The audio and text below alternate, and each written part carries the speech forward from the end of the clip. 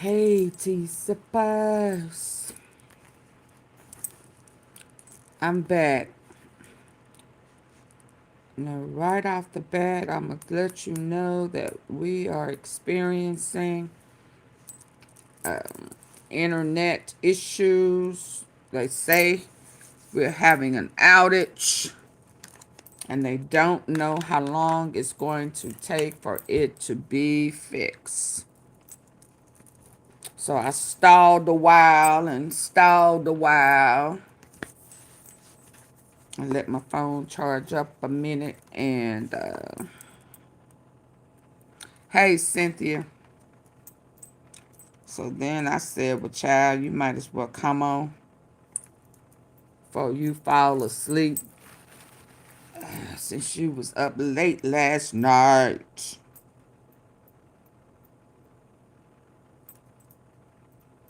Come on in. I was on that last live 4 hours and 40 minutes. Hey Willie Spencer. And I'm scared to touch it. I want to split it up. Hey Janet. I really want to split it up and not make it so long. But last time I tried that, I cut off the quit stuff. So I reckon I better leave it alone. Cause I laughed a good laugh.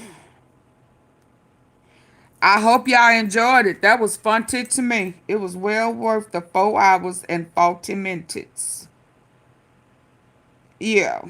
I don't ever think, well, it's been a minute. Yes, I have. I have did a reaction on Skull back when Dolph was first on the live in that first go round with Makitas. Oh, speaking of Makitas, baby, I didn't know where I was gonna start, but I do now. A lot of fun. That was good, Janet. I hope y'all laughed as much as I did, baby, because that was funny. It didn't start off funny though. But thank God that's where it ended. A bunch of laughs. Back in hiding. Oh yeah. Yeah, he back. Bets to be. What they say? Oh, you better be. Y'all listen. Lord. Now, I ate well today. I ate some stuff I should not have eaten. I can't. One thing is for sure. For me, I guess I have detoxed for a long time, or enough to know my body and my and when I have when I have put something or have eaten something that I have detoxed from, and I'm stuffy and I am getting a slight little headache, and I was about to say, what did I eat? And I remember I had that soul food. Lord, Lord, Lord, Lord, Lord. What is that? And macaroni and cheese. I'm telling y'all, it's something to that. Everything that they telling us, it is absolutely something to it. Because anytime I eat something that is processed or toxic, I get a headache, and then I immediately get a mucus headache. This is like a sinus pressure little headache because I ate that macaroni and cheese.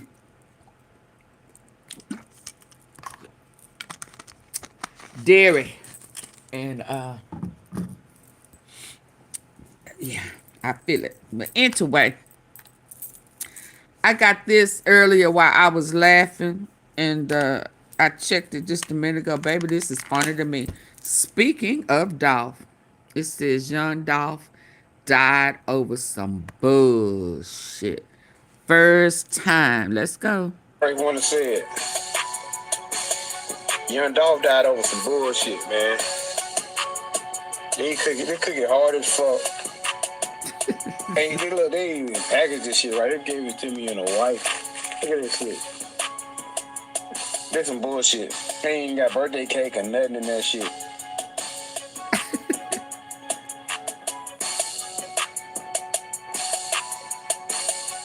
Dang it.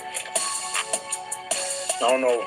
The only reason I came because I seen an ad that said they going to Sandy Springs or some shit in Atlanta. I was like, oh, Makitas. Okay, they made it out here. And I'm headed to my hometown.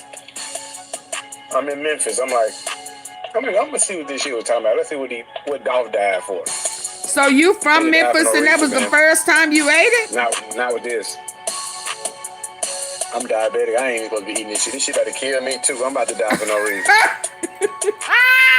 I'm gonna be the first one to say it. Young Dolph died over some bullshit, man. They cook it hard as fuck. Long live Dolph. Full justice for Dolph. They packaged this shit right. They gave it to me in a white. Look at this shit. That's some bullshit. They ain't got birthday cake or nothing in that shit. This is funny. I traveled all day. Memphis tried. But what's funny is he said he from Memphis. And you know, they make it seem like everybody from Memphis done had them butter cookies. Everybody know, everybody. And this is, he not the only one who has said they ain't never had them cookies. Not the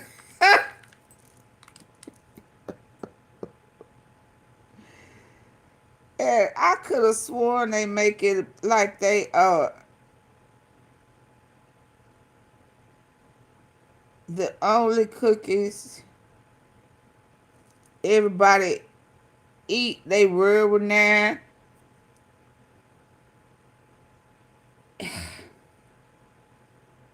I just don't get it.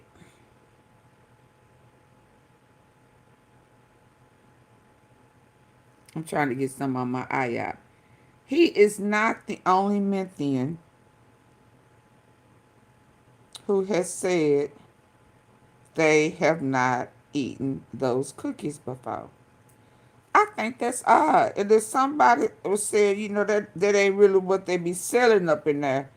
That ain't what people really go up in there for. I don't know. All I know is I was sent there, and he is not the only person from Memphis, born and raised, who has said they had never eaten the cookies at Makita's Cookies. Hell, even Quet said he ain't never been in there. Ain't that what he said? Now we know he'll lie, but he said he ain't never been there. I mean, it's just fascinating to me. Now, but I will say this. I know she was talking about moving to Dallas, and I just don't think they will make it in Dallas. I'm gonna be honest with you, because it's way too many more better tasting cookies in Dallas. It's all over that. Dallas, yeah, Dallas is way bigger than Memphis. So I don't think, I mean, maybe if they put them in South Dallas or somewhere right there where people just don't, you know, like they was already in the hood. So if they go like in South Dallas, West Dallas, I don't even know if they'll make it in West Dallas, but South Dallas to me would probably be Jimmy, would be better over there by Malcolm X, over there where Zillionaire Doe and them be at, and they be doing all them raids and stuff. Oh yeah, down there by AunTeaFee, you trying to be funny? No, if they like be right next to Aunt Irene's, I'm not. See, even though I'm not particularly fond of somebody, I'm still honest, and I'm still gonna keep it fair. Now, if they go to South Dallas and like Aunt Irene's right next to Aunt Irene's, yes, they will probably do great. because they would be coming off of that. Or they could sell, let Aunt Irene sell, baby, because let me tell you this. I don't know.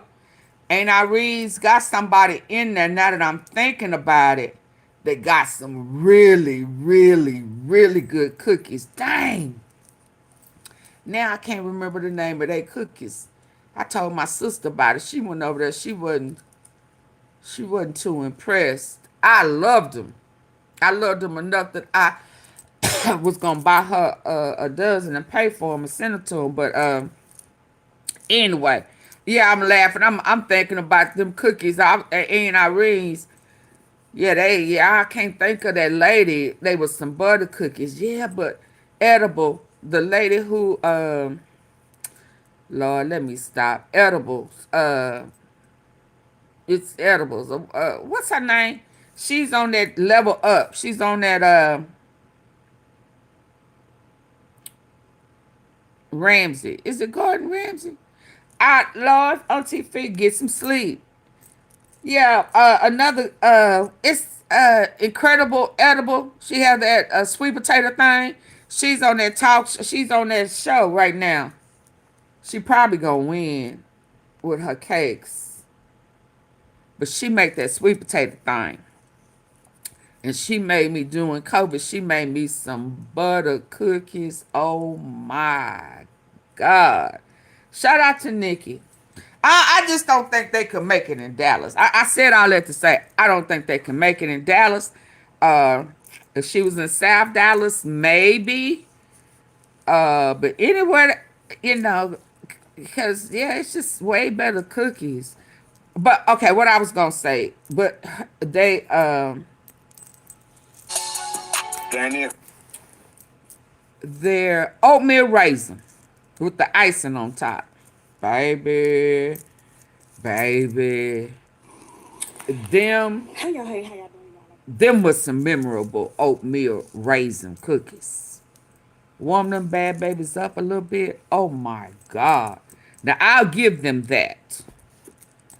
But that was the only thing that I can remember that's memorable.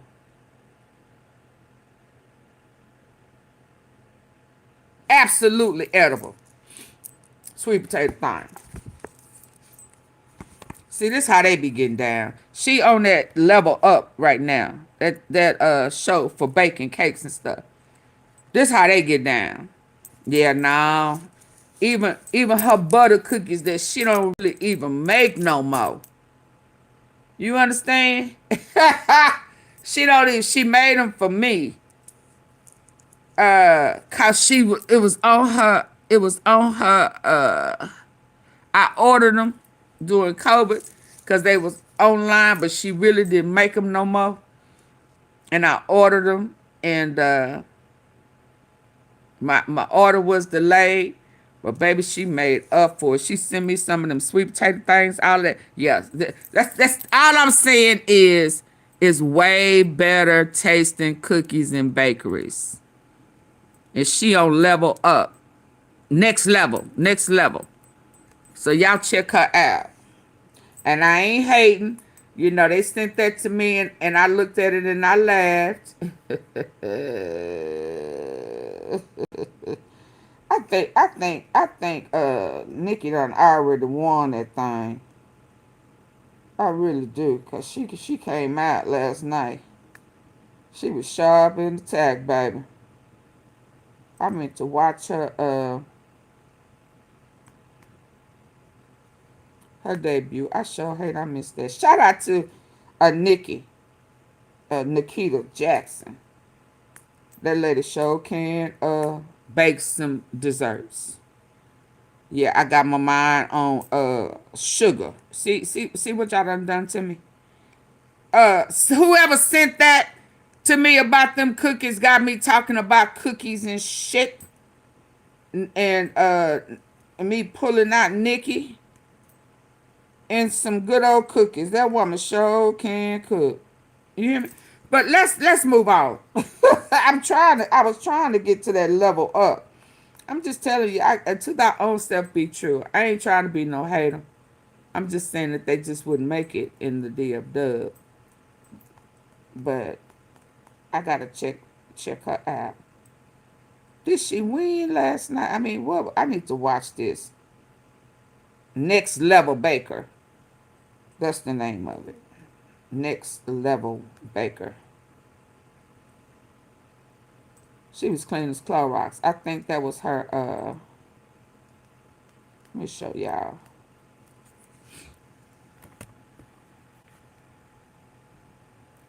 So I think last night was the. Yeah, even Keith Lee went in. He donated to her. Oh yeah, Keith Lee was like, oh my God. And he ate her food. I ain't had her food. Okay, but anyway. But he had that sweet potato thing. Let me get a. Oh, that's old girl from Truckers Cafe. Oh, I ain't seen her in a minute. Okay, y'all. Okay. I'm sorry. Okay, so listen. Shout out to Candace.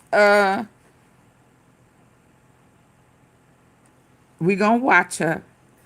But before we watch her, hey Dorothy, hey Jimmy, we are going to see, because there's been a lot of talk about her in Turning Point.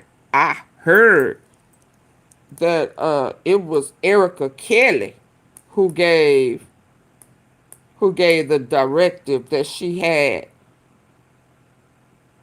to come to Arizona and in person. We gonna hear about that.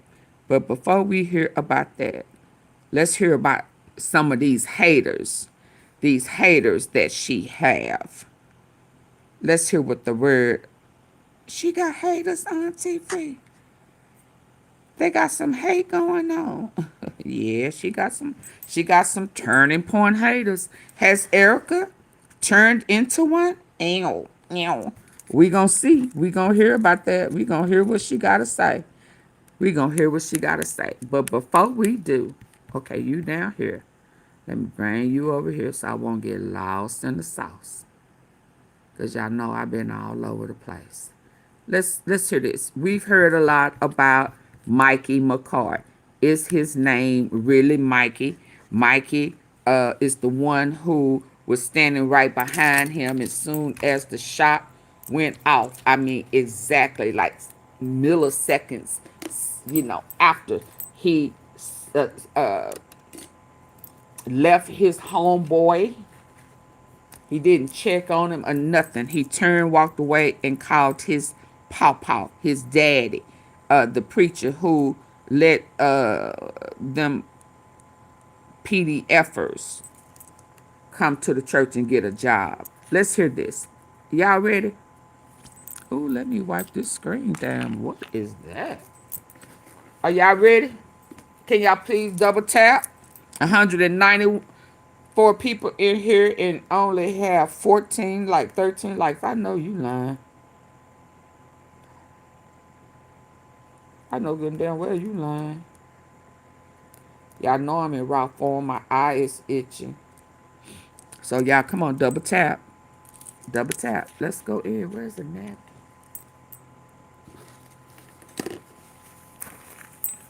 Y'all know I've been roasting. And my nose is stuffy. Let's 272 and only 19 likes, 20 likes. Y'all come on. Come on in. But come in tapping and hitting the three dots at the top. Come on, let's hear this. Mikey McCoy.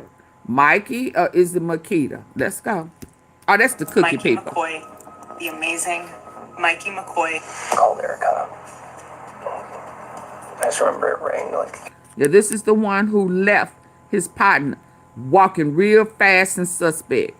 Kept walking, didn't turn back, didn't look, put the phone to his ear, called his daddy and said, let us pray.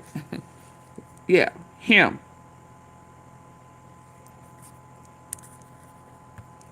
President's Chief of Staff, the amazing Mikey McCoy, the amazing Mikey McCoy.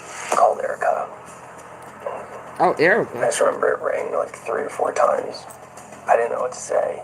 Those are the words that will change someone's life forever, and you have to be the one to say it. Is theologocious Mikey McCoy appeared to have like an He extra said, spring oh, in his step that Sheila. made I them mean, what all he a little say? bit uncomfortable. Oh, Change someone's life forever. oh, I Sheila. just remember it rang like 3 or 4 times.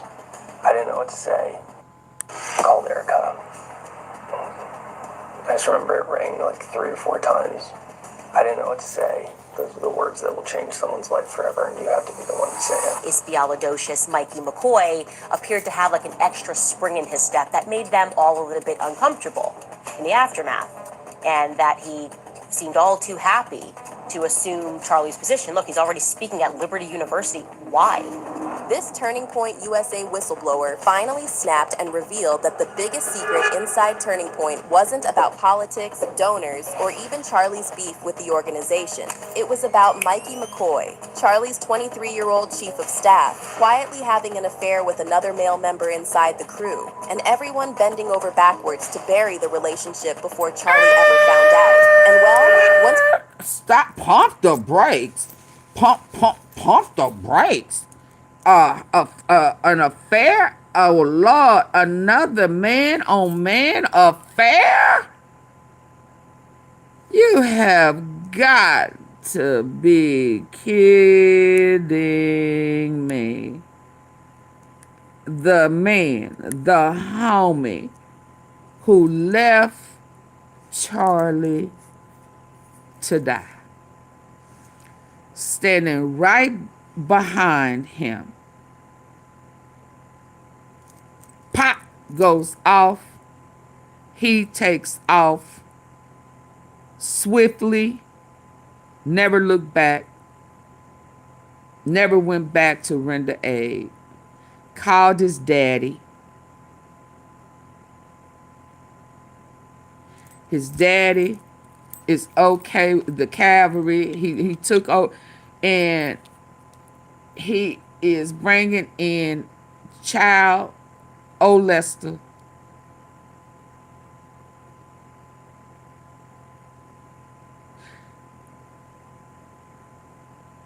Child rapist. And Mikey is married and having an affair with another man. And did I hear that Charlie didn't know? They was trying to cover it up and trying to get him to squash it before, not before, before Charlie Kirk found out. Let's go. Look, he's already speaking at Liberty University. Why?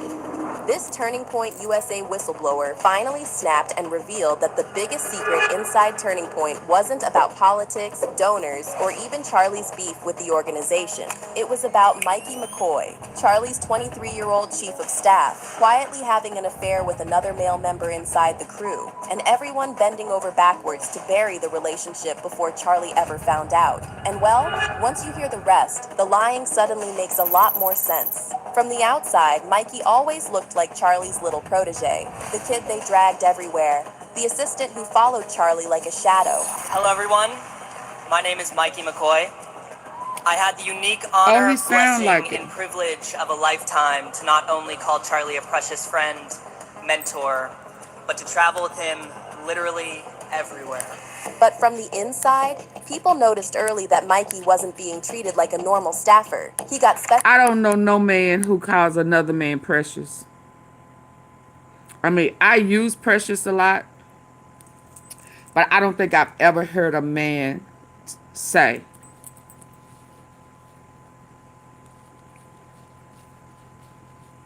I had the pleasure to meet the precious, or whatever he said. Have any other fellas ever referenced another did crash at the time of a funeral? Unbelievable. That's a fact. Grinder did crash at the time of the funeral. Unbelievable. Them sweet ones. Yeah. A precious guy.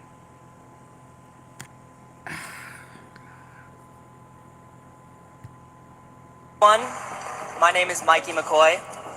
I had the unique honor, blessing, and privilege of a lifetime to not only call Charlie a precious friend, mentor, but to travel with him literally everywhere.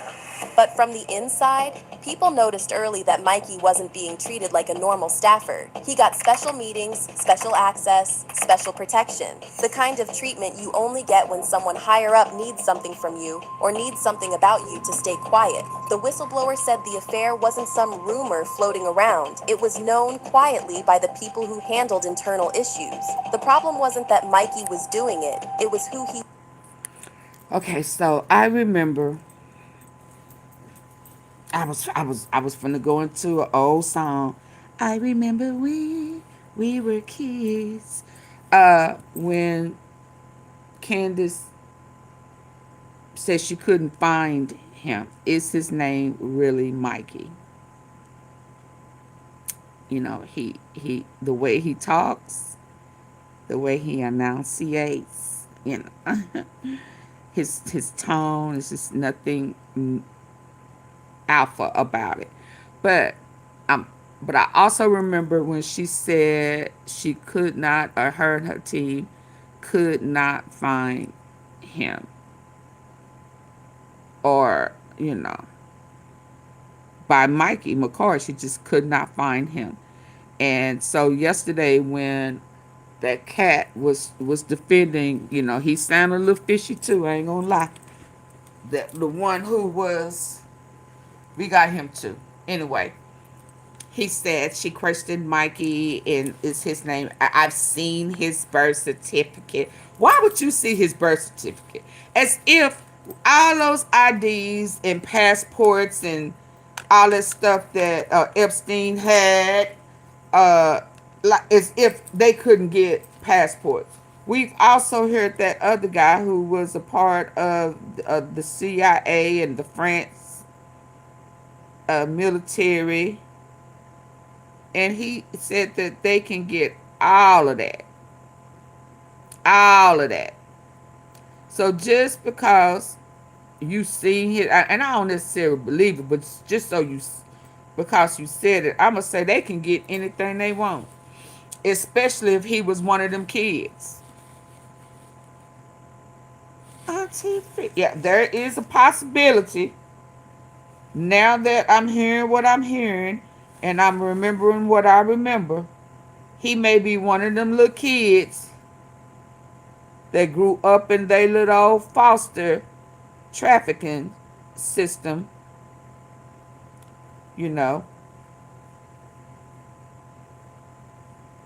and now in a position because he has served the purpose and have grew up and accepted the fact and the conditions and the terms, and now he's a good old boy and he's working for whoever. Is Rob McCoy really his daddy? Is he his groomer? Was he groomed? He is reminding me right now, before I hear anything, because I have not heard it, but right now he is reminding me of the young man who the president of France, who's married to the Macrons, who Bridget's husband, is it Emmanuel, who there is no record of him on our pictures until age 10. Right now, he is sounding like he is a Emmanuel McCoy situation. Let's listen. Because we got pictures of him with a guy too. So he really do prefer men. I mean, we know that because Bridget is a man, and they don't want nobody to know. Yeah, that's why they call him Mikey. Yep. I'm just telling you, that's the vibe I'm getting right now, and I have not heard what's about to come out. So yeah. Let's go. Yep. Was doing it with, and what it would look like if that came out, while Turning Point was prepping him to be the future of the organization. And that's where things start feeling more like a coordinated effort to script everyone's behavior. Because once leadership realized they needed Mikey clean, perfect, and ready to step up at any moment, they started protecting him aggressively. Was his pants flooding? Did he have on some? Some flooding pants. Did he have on some knickerbocker? I mean, some, not knickerbockers, but, you know. more What like is a pants coordinated doing? effort to script everyone's behavior. Because once leadership realized Is he flooding?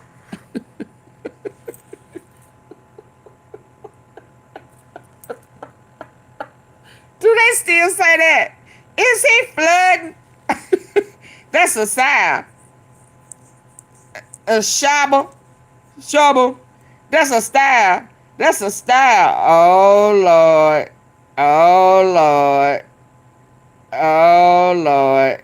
Y'all in here defending him. Oh, Lord.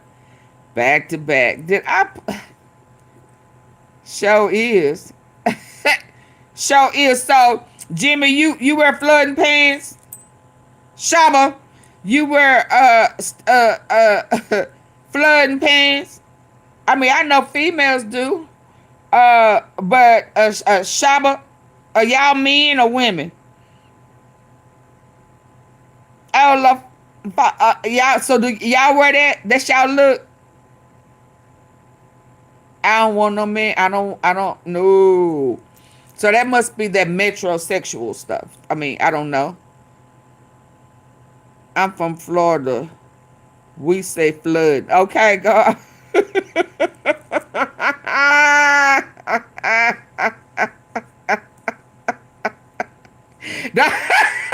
Willie said, do not ask me that. No. Oh, okay. So you a guy or you a girl? Shabby. Shab. I don't call you Shubba. Okay, well now it ain't manly enough for me. It's just not manly. And he a married man. He do not need to be walking around flood. No. Heck no. But okay. And you talk sweet. Hi. I am Mikey McCoy. And I have had the most wonderful time in my life to meet such a wonderful, precious person. Charlie. No. And you flooding. No. Let's they go. needed Mikey clean, perfect, and ready to step up at any moment, they started protecting him aggressively. And to keep protecting him, they had to start managing Charlie. This is where the timeline gets weird. Yeah, he married. According to the whistleblower, Charlie had been distancing himself from the organization for months. He was tired of being pushed around by donors, tired of people making decisions for him, and tired of being told who to bring on stage and who to cut loose. But the part that irritated leadership the most was that Charlie had been talking about bringing Candace Owens back, publicly, loudly, and against the wishes of people who didn't want her anywhere near Turning Point again. And according to several insiders, that move alone caused more tension than anything else going on. But before we get into those last 48 hours, if that came out, well... That's his wife. They go that stage. You know, they really, really good at, what is it called? What I call it? Planting, you know, organizing the spouse who has been groomed and is, Lord, I'm seeing a lot of people I ain't never seen before. Candace is yeah. Did I put on my, yeah, Candace is the bomb. Okay. Hello. Yeah, he's married. Yeah. But she may also be one of them like a Erika Kelly's where Erika is an actress. Yep. And she is a Trump, whatever you want to call her, because she was in that contest. She won and she started trafficking Romanian kids. Yeah. Look at how he is speaking. Look at how he is speaking. Yeah, he been groomed, y'all. Allegedly. Yeah, he got that look. Because he is, you know. Hi. My name is Mikey. Yeah. Turning Point was prepping him to be the future of the organization. And that's where things start feeling more like a coordinated effort to script everyone's behavior. Because once leadership realized they needed Mikey clean, perfect, and ready to step up at any moment, they started protecting him aggressively. And to keep protecting him, they had to start managing Charlie. This is where the timeline gets weird. According to the whistleblower, Charlie had been distancing himself from the organization for months. He was tired of being pushed around by donors, tired of people making decisions for him, and tired of being told who to bring on stage and who to cut loose. But the part that irritated leadership the most was that Charlie had been talking about bringing Candace Owens back, publicly, loudly, and against the wishes of people who didn't want her anywhere near Turning Point again. And according to several insiders, that move alone caused more tension than anything else going on. But before we get into those last 48 hours, we need to talk about the video that made millions of people stop and rewind like 3 times. The moment Charlie was shot, everyone reacted with immediate shock, except for Mikey. Mikey McCoy can be seen plugging his ears and instantly turning around and walking away slowly. Mikey lifted his phone to his ear instantly. He lifted it like someone who already knew what step came next. Yeah. Him right back there, and as soon as Charlie gets taken out, he turns, he's on the phone immediately, and he just walks off. He bails. You can see him right there. He's just taking off. There's Mikey McCoy bailing. According to Erika, he was calling her and letting her know that she needed to go down to the hospital. And at first, Turning Point fans tried to explain it away, that it wasn't what it looked like. Then Mikey's dad completely changed the story and said that he called him first. The minute Charlie was shot, he called me, says, "Dad, Charlie's been shot in the neck. Please call every pastor and pray." The issue was, how did he know it was a shot in his neck?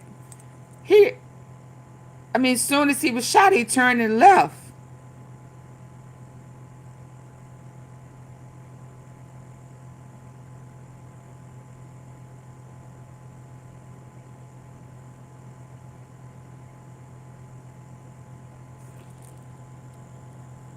Then Michelle Morales.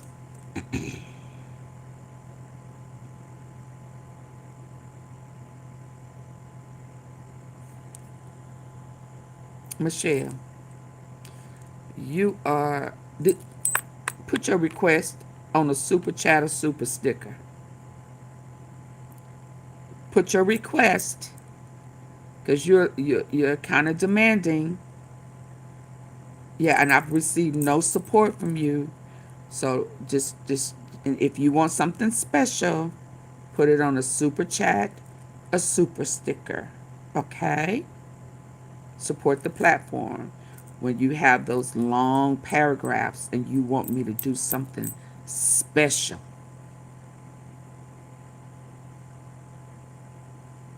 Make me feel special when you want something special. Yeah, you liked and subscribed for the tea. But when you want me to do something special, make me feel special. Okay, precious? Y'all double tap the face on your phone if you're listening in on your phone. And if not, hit the 3 dots at the top, right? And get the likes up. Yeah, my TV good. Yes, indeed. Let's go. Erika completely blew that excuse up on live television when she said Mikey called her seconds after the shooting. And it was on silent. So the daddy, so the preacher lied. I moved my mom. I went back to grab my phone, and that's when Mikey started calling me. But how do they know that? How do they know? How she know it was seconds? How do she know? How do she know? She wasn't there. Everybody is going by what somebody that was there told them. The dad said he was called first. How do he know? Did Mikey say I called my daddy first? Or did Mikey say I called her seconds? Soon as and nobody has said publicly, why didn't you call 911 first?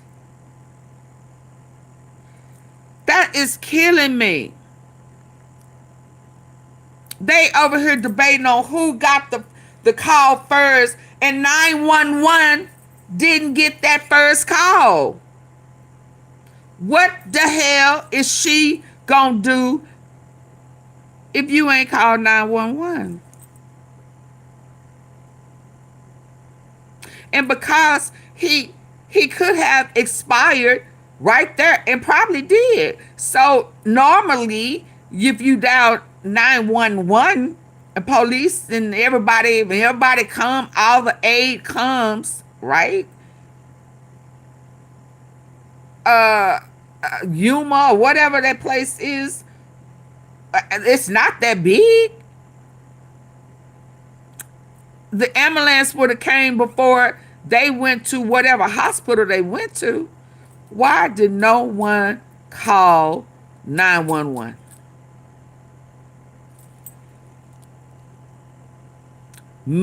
Get to the hospital. How you know he gonna make it to the hospital? Normally, if somebody expire right there, don't the coroner and everybody normally come right there? But okay, I just don't get why she was called first, the dad was called second, or the dad was called first and she was called second. He never called 911. He should not have any position in Turning Point USA because he let Charlie die.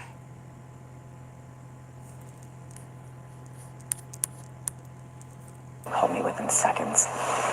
That was the first crack. You don't know that. At that point, the executive producer of Charlie's show. You don't know that unless it was staged, unless it was planned, unless it was premeditated, and the shot was supposed to go off at X time.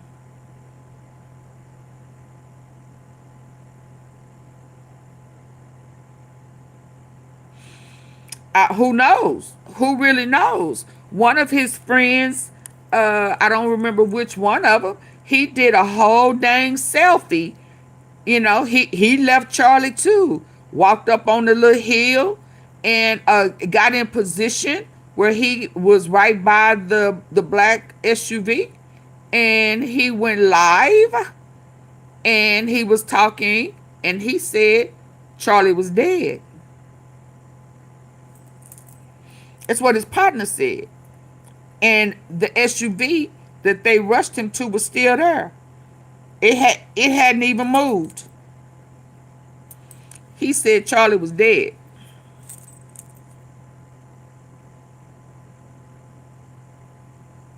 We never, there's no footage that I've seen of them taking off and taking Charlie anywhere.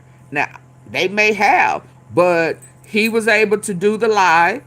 He was able to show himself, tell everybody what had went down, and he said Charlie was dead. So he gave the word on social media first that I saw. And that SUV was still there with Charlie's body in it. They may have taken him to the hospital. Yeah, maybe. I don't know. But old boy said he was dead and he was still there in that black SUV.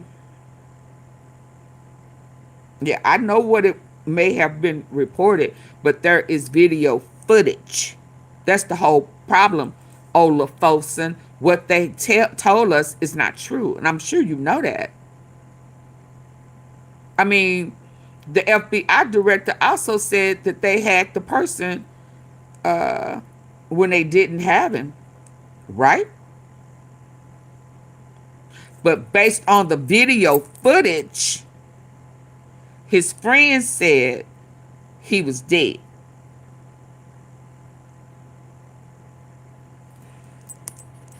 And he was still out there. So I had no reason to look back at it. I moved my... Coordinated effort to script everyone's behavior. Let's go back. Am I on it?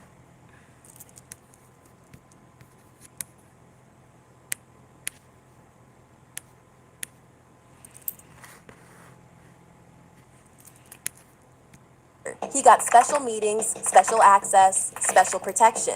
The kind of treatment you only get when someone higher up needs something from you or needs something about you to stay quiet. The whistleblower said the affair wasn't some rumor floating around. It was known quietly by the people who handled internal issues. The problem wasn't that Mikey was doing it, it was who he was doing it with and what it would look like if Right, that came Janice out while Farmer. Turning Point was prepping him to be the future of the organization. And that's where Are things you start related, feeling more like a coordinated Janice? effort to script everyone's behavior. Because once leadership realized they needed Mikey clean, perfect, and ready to step up at any moment, they started protecting him aggressively. And to keep protecting him, they had to start managing Charlie. This is where the timeline gets weird. According to the whistleblower, Charlie had been distancing himself from the organization for months. He was tired of being pushed around by donors, tired of people making decisions for him, and tired of being told who to bring on stage and who to cut loose. But the part that irritated leadership the most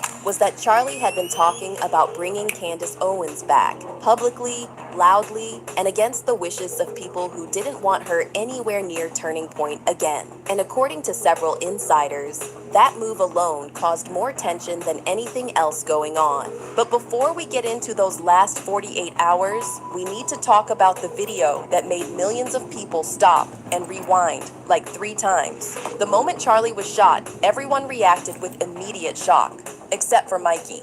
Mikey McCoy can be seen plugging his ears and instantly turning around and walking away slowly.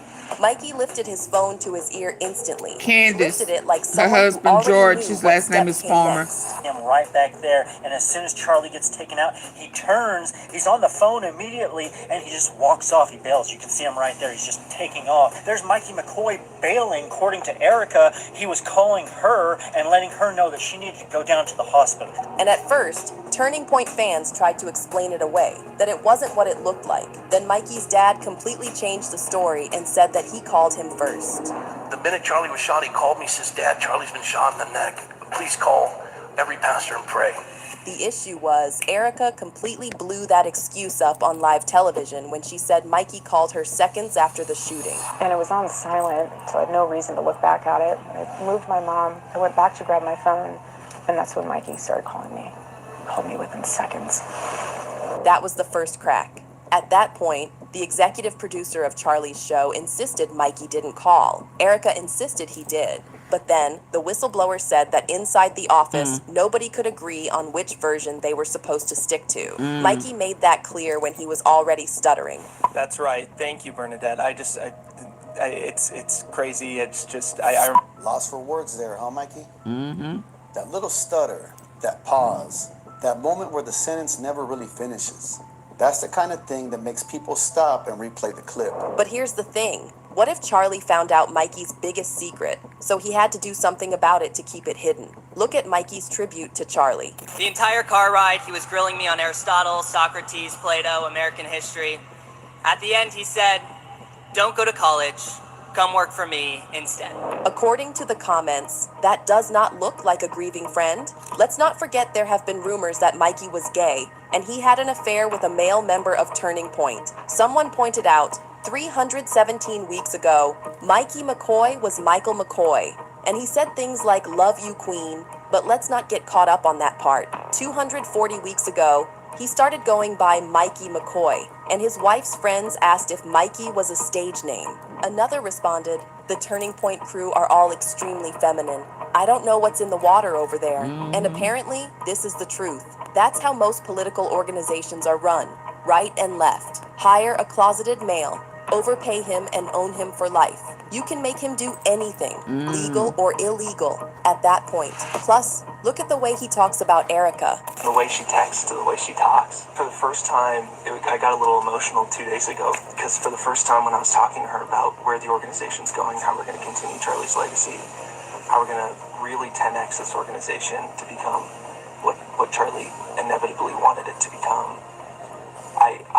hearing her thoughts and the way she was talking and breaking things down, I felt like for the first time I was speaking to Charlie for the first time again. And he's ingrained in us. Everything lines up, but that's not all. The whistleblower said this wasn't the first time Mikey had done something that didn't line up with natural behavior. 4 days before the shooting, during the Korea trip, Mikey randomly decided to film Charlie walking and talking in a way he'd never filmed him before. So originally, we were supposed to go to the DMZ portion where Trump shook Kim Jong-un's hand. And I'm going to put him on blast, but the United Nations canceled Charlie. Didn't allow us to go. And people brushed it off as a cute wow. moment between co-workers until they realized the clip became Mega one of the guy. exact videos Turning Point pushed out immediately after Charlie died, right alongside the sentimental family footage Mikey's wife conveniently recorded during their first ever vacation with the Kirks. That trip alone is now one of the biggest points of speculation because insiders say the McCoys were unusually invested in filming the Kirk family, specifically Erika and Charlie together. But to be fair, none of those things alone prove anything. What makes people suspicious is everything that came out after the footage started circulating, like the fact that Erika's travel history matched the same 2 foreign aircraft, an Egyptian yellow plane and a blue one registered in the same region, over 70 times. That's not a coincidence. That's surveillance. And it wasn't Charlie being tracked. It was Erika. Places she went alone, places she visited with Charlie, and overseas flights nobody expected anyone else to know about. But the craziest part is how fast they started pushing Mikey like he was supposed to be the new Charlie. And that he seemed all too happy to assume Charlie's position. Look, he's already speaking at Liberty University. Why? Because he made some phone calls? That's have we lowered the standards for what makes somebody a hero in 2025? Out of nowhere, his YouTube page pops back up. He's doing speeches, interviews, and cute little photo ops. And the more people looked at it, the more it felt like this wasn't organic at all. And at the center of that whole push was his dad, Rob McCoy, the guy insiders say has way more power and connections behind the scenes than he ever shows in public.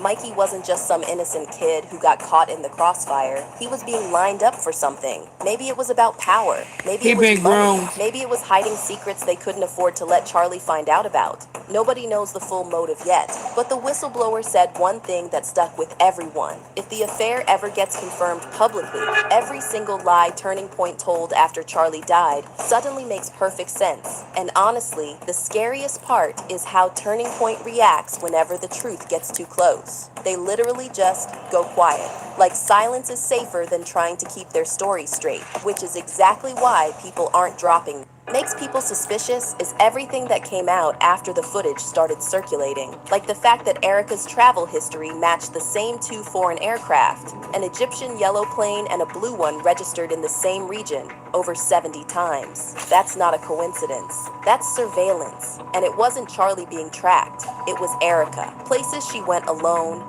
places she visited with Charlie, and overseas flights nobody expected anyone else to know about. But the craziest part is how fast they started pushing Mikey like he was supposed to be the new Charlie. And that he seemed all too happy to assume Charlie's position. Look, he's already speaking at Liberty University. Why? Because he made some phone calls?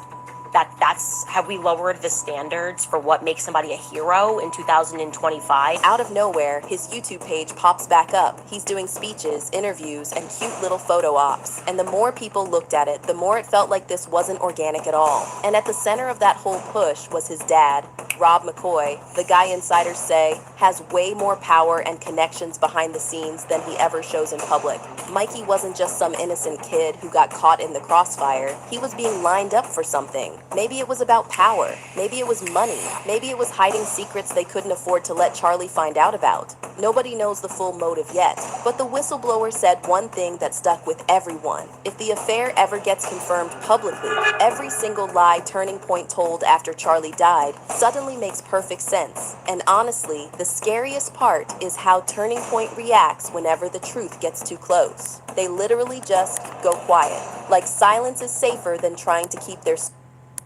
story straight, which is exactly why people aren't dropping this. Something's off. Something's off.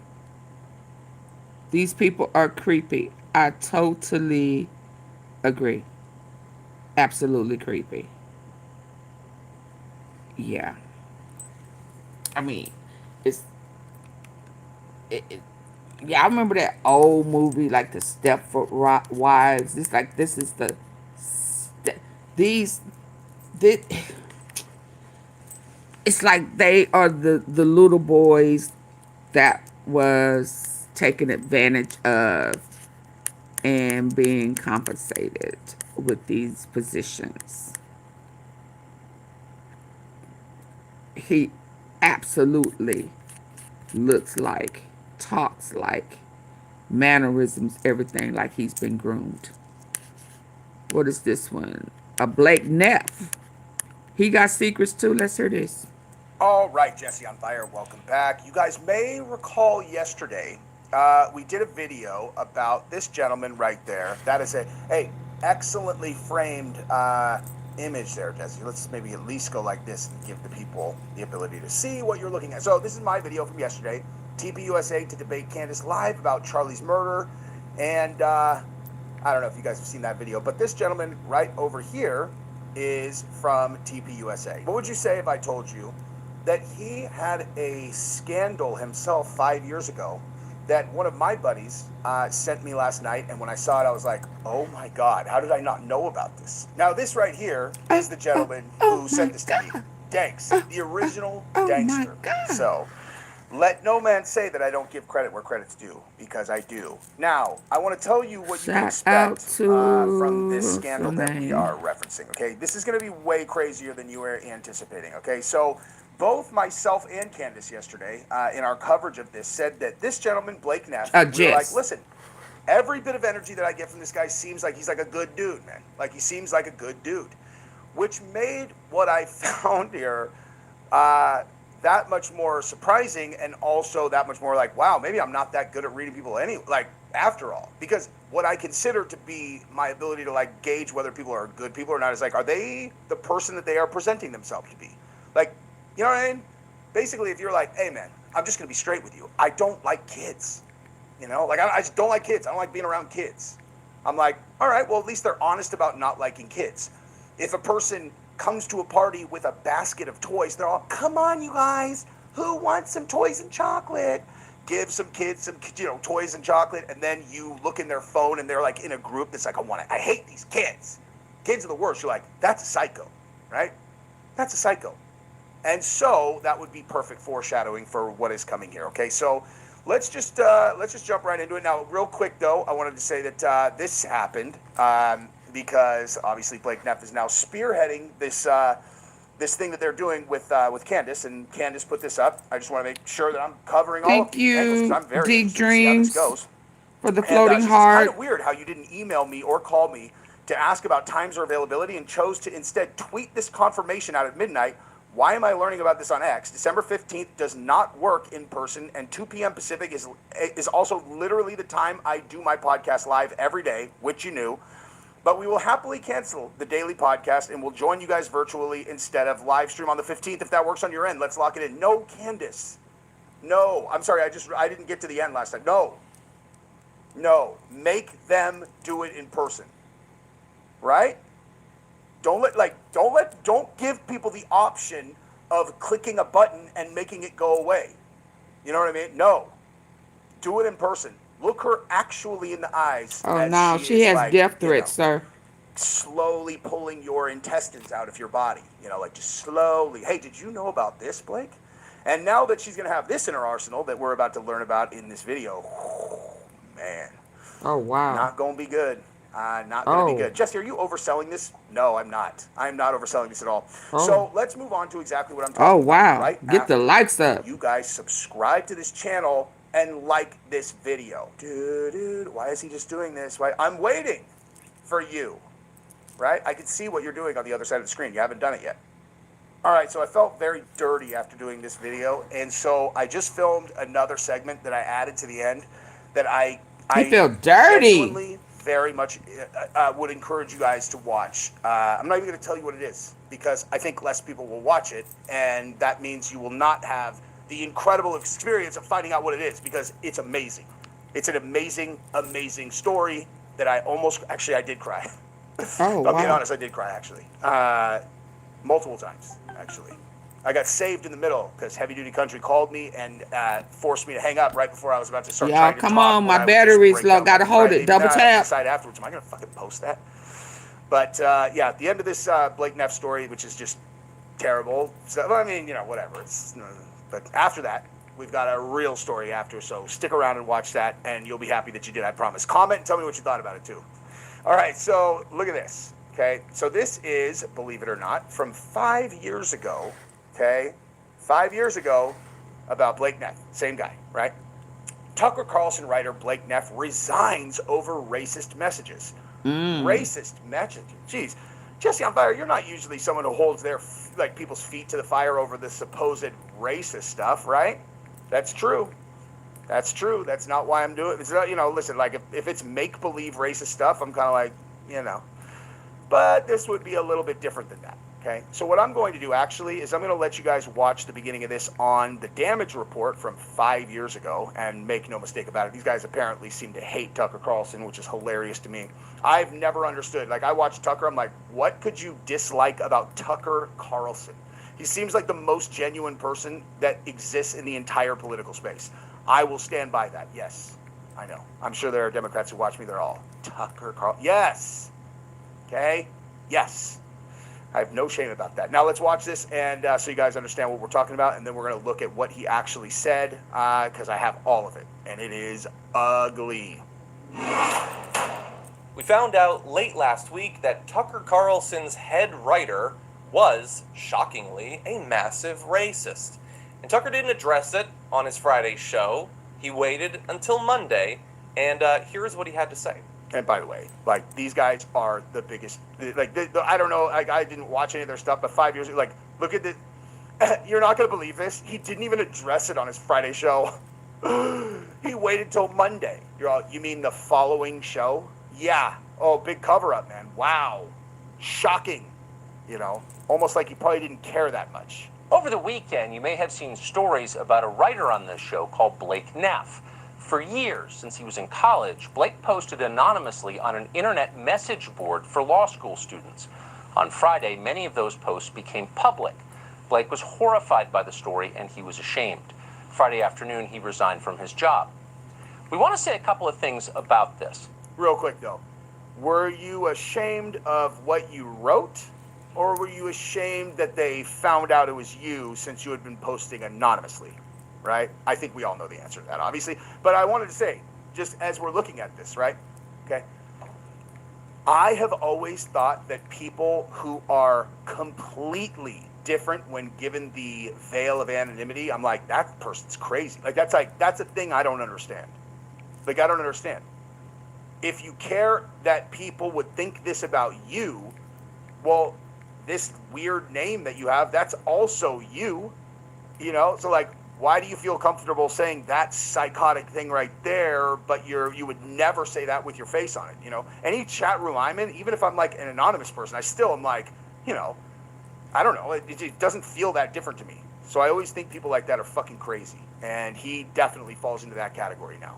First, what Blake wrote anonymously was wrong. We don't endorse those words. They have no connection to the show. It is wrong to attack people for qualities they cannot control. In this country, we judge people for what they do, not for how they were born.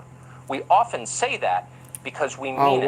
We'll continue to defend that principle, often alone among national news programs, because it is essential. Nothing is more important.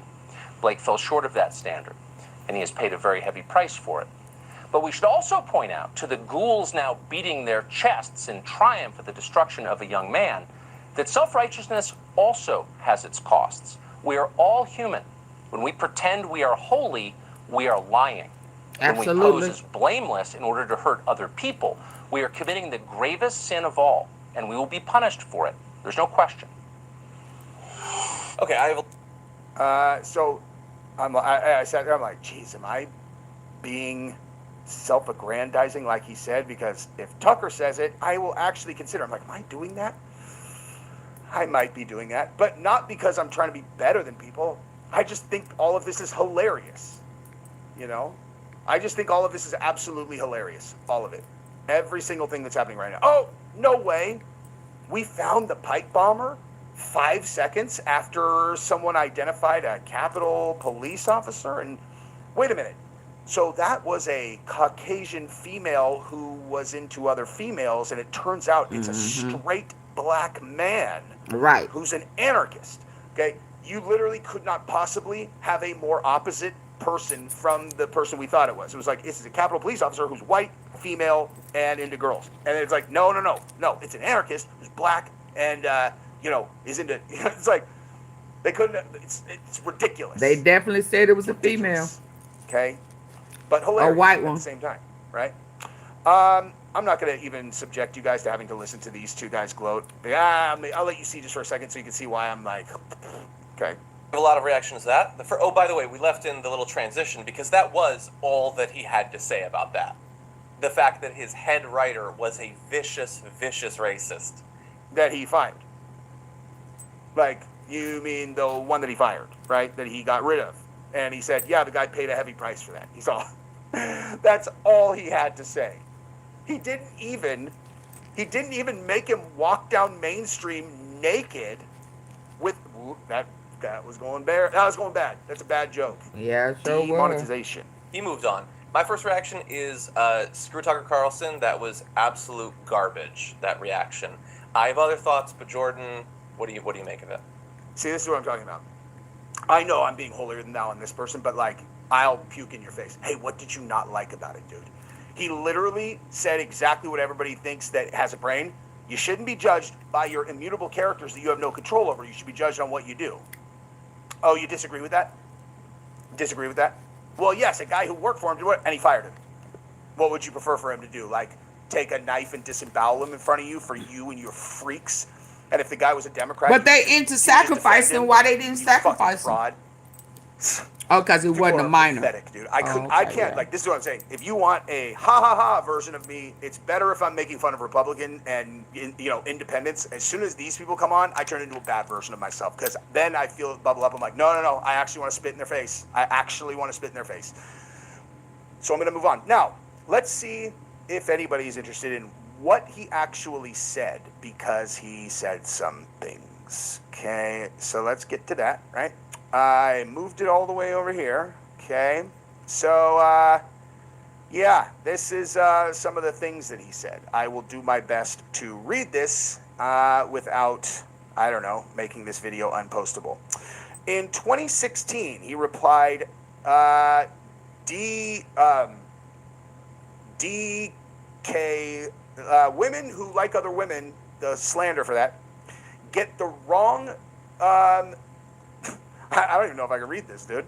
Wrong C at the C bank and an N bomb pops out. So that would mean like, she was going to get a donor and they gave her the donor that was, black and N bomb pops out. Oh, he used the M word. That's what Blake Neff, this dude, okay, not that dude. So he this dude wrote that, okay? And that's the first one. Hold on. So anonymously, in 2016, he replied, DK, women who like other women, the slander for that, get the wrong, I don't even know if I can read this, dude. Wrong C at the C bank and an N bomb pops out. So that would mean like, she was going to get a donor and they gave her the donor that was, black and N bomb pops out. So that's what Blake Neff, this dude, okay, not that dude, this dude said. He wrote that. This dude wrote that, okay? And that's the first one, okay? He replied to a comment in 2020. In 2016, he replied, wouldn't say that in a black person face. Women he don't know. Women, he don't know he black. Get the wrong. I don't even know if I can read this, dude. Wrong C at the C bank and an N bomb pops out.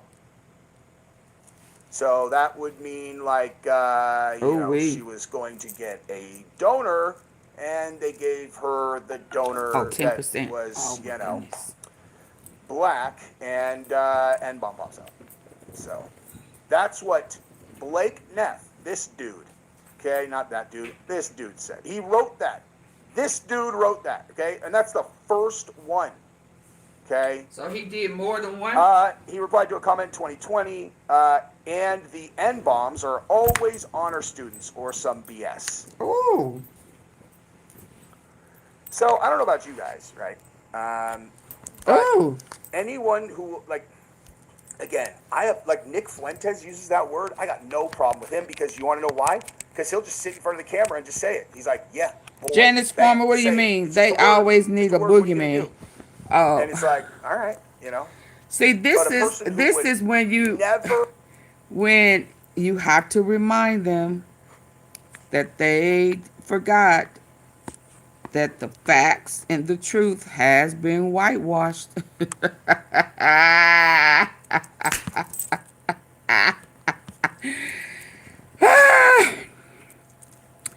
And I hope when Candace get a chance that she will let him know that he is a nigger too. He's just a white one. Absolutely. 'Cause he comes from black people. His DNA say he's black. Yeah. This is what happens when haters whitewash the truth. They can't handle the truth. You understand? They can't handle the truth. They can't handle the truth. Say they can't handle the truth. Yeah. Y'all come from us. We do not come from you. This is why y'all have to change the facts. Rewrite history.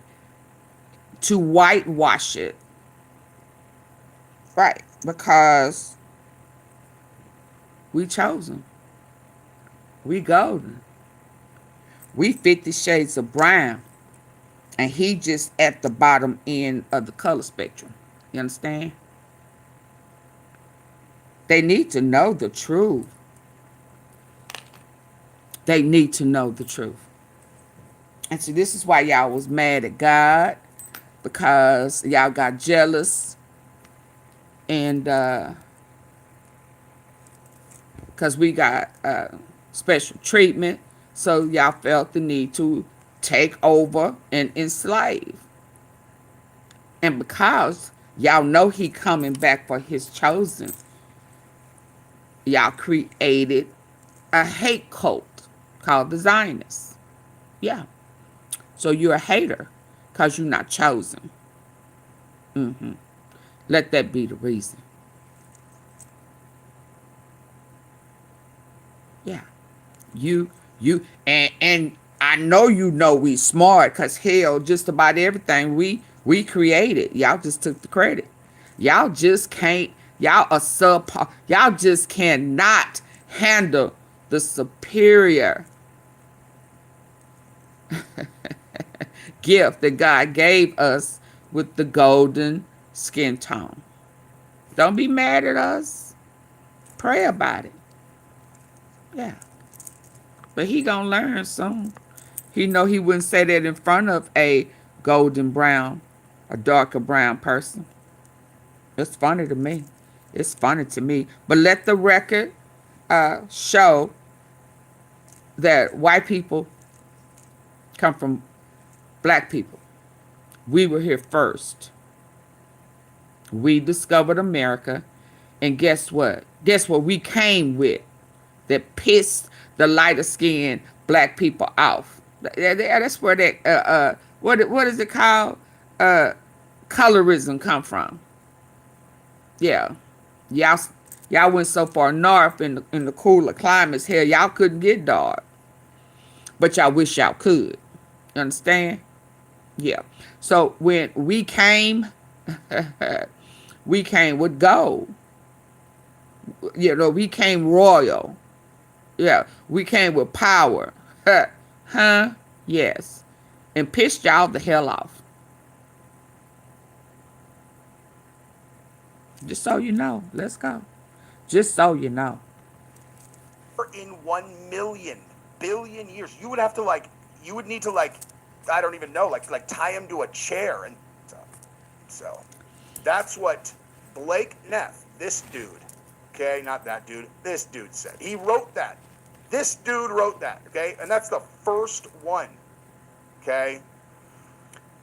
He replied to a comment in 2020, and the N-bombs are always honor students or some BS. Hi, Lamar.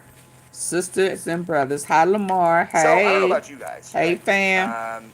But anyone who, like, again, I have, like, Nick Fuentes uses that word. I got no problem with him because you want to know why? Because he'll just sit in front of the camera and say it. He's like, yeah, boy, bam, say it. It's just a word. Just a word. What are you going to do? And it's like, all right, you know. But a person who would never in 1,000,000,000,000 years, you would have to, like, you would need to, like, I don't even know, like tie him to a chair and threaten something crazy to get him to say it as himself. But as soon as he gets behind the veil, he's like, N-bomb, N-bomb, N-bomb, yeah. You like that? You're all. Oh yeah, I wish he'd come over here with it so I could tell him the truth. Most of the time, if you were anonymous, I don't know. In July 2020, started a thread rating forum users with images from a 1990s video game, Freedom, depicting black slaves as racist stereotypes, assigning one user an image of a catcher, to which the user replied, "Thank you, Massa Charles, for this." Damn.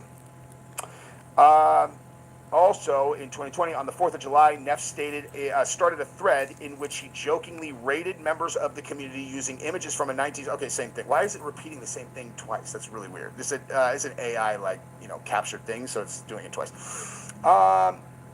This says, he's in 2020, he said, LMAO, if you think this shit will save you when the mob comes for you, good riddance. Okay. I don't know what that means. Started in 2015, a lengthy thread derided a woman he knew via Facebook, described and probably as scary a, as quote, hell, slightly overweight AZN woman who is, that probably means Amazon? I don't know, is in her mid-30s and definitely looks it. He shared her dating posts, inviting mockery, generating nearly 1,000 vulgar, racist, and sexist comments. He posted photos without her face and continued updating on her life while not stopping others from identifying her and linking to her accounts. Did I call that dude? I called him a nice guy. I called him a nice guy, I think. Yeah, I sure did. That is really crazy. Started March 2020, mocked another woman's social media post about freezing her eggs, leading to dozens of ridicule comments. It said, another one about the, oh my God, I can't read that one, dude. So let me read you one more that, I don't know, landed a little bit like, damn, for me, right? Because then I'll read you somewhere I'm like, I'm with that, you know, I'm with that. I'm not going to pretend that I'm, you know, clutching my pearls on all of these, but this one, for sure.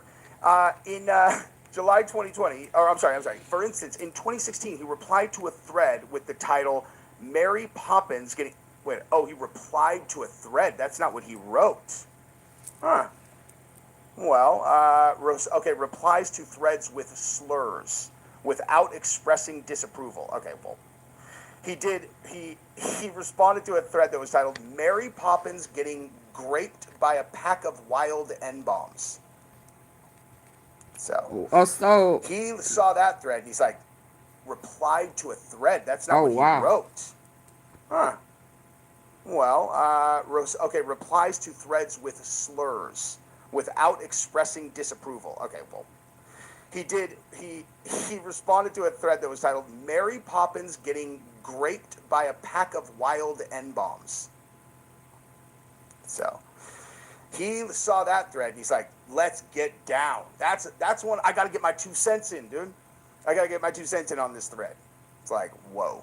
Okay, so let me tell you some of the ones where I was like, I mean, Is he wrong? Wow. Okay. Very. So he said on July 2020, he said the two GOP senators proposed replacing Columbus Day with Juneteenth. And he said, he said on June 26th, Neff wrote that the only people who care about changing the name of the NFL's Washington Redskins are, quote, white libs and their university-educated pets. Yeah, that's right. No, yeah, that's correct. He's correct about that. Then, make your country a dumping ground for people from third world shitholes. Is what he wrote. Listen, maybe, I don't know. And then he said, once Democrats have the majority to go full F Whitey, things are going to get really Just racist, ain't it? quickly. That's true. He was right about that. He also he added that there is a, quote, large I bet you he's scary as minority hell of and wouldn't whites say who none of fully that face to support the F face. Whitey agenda.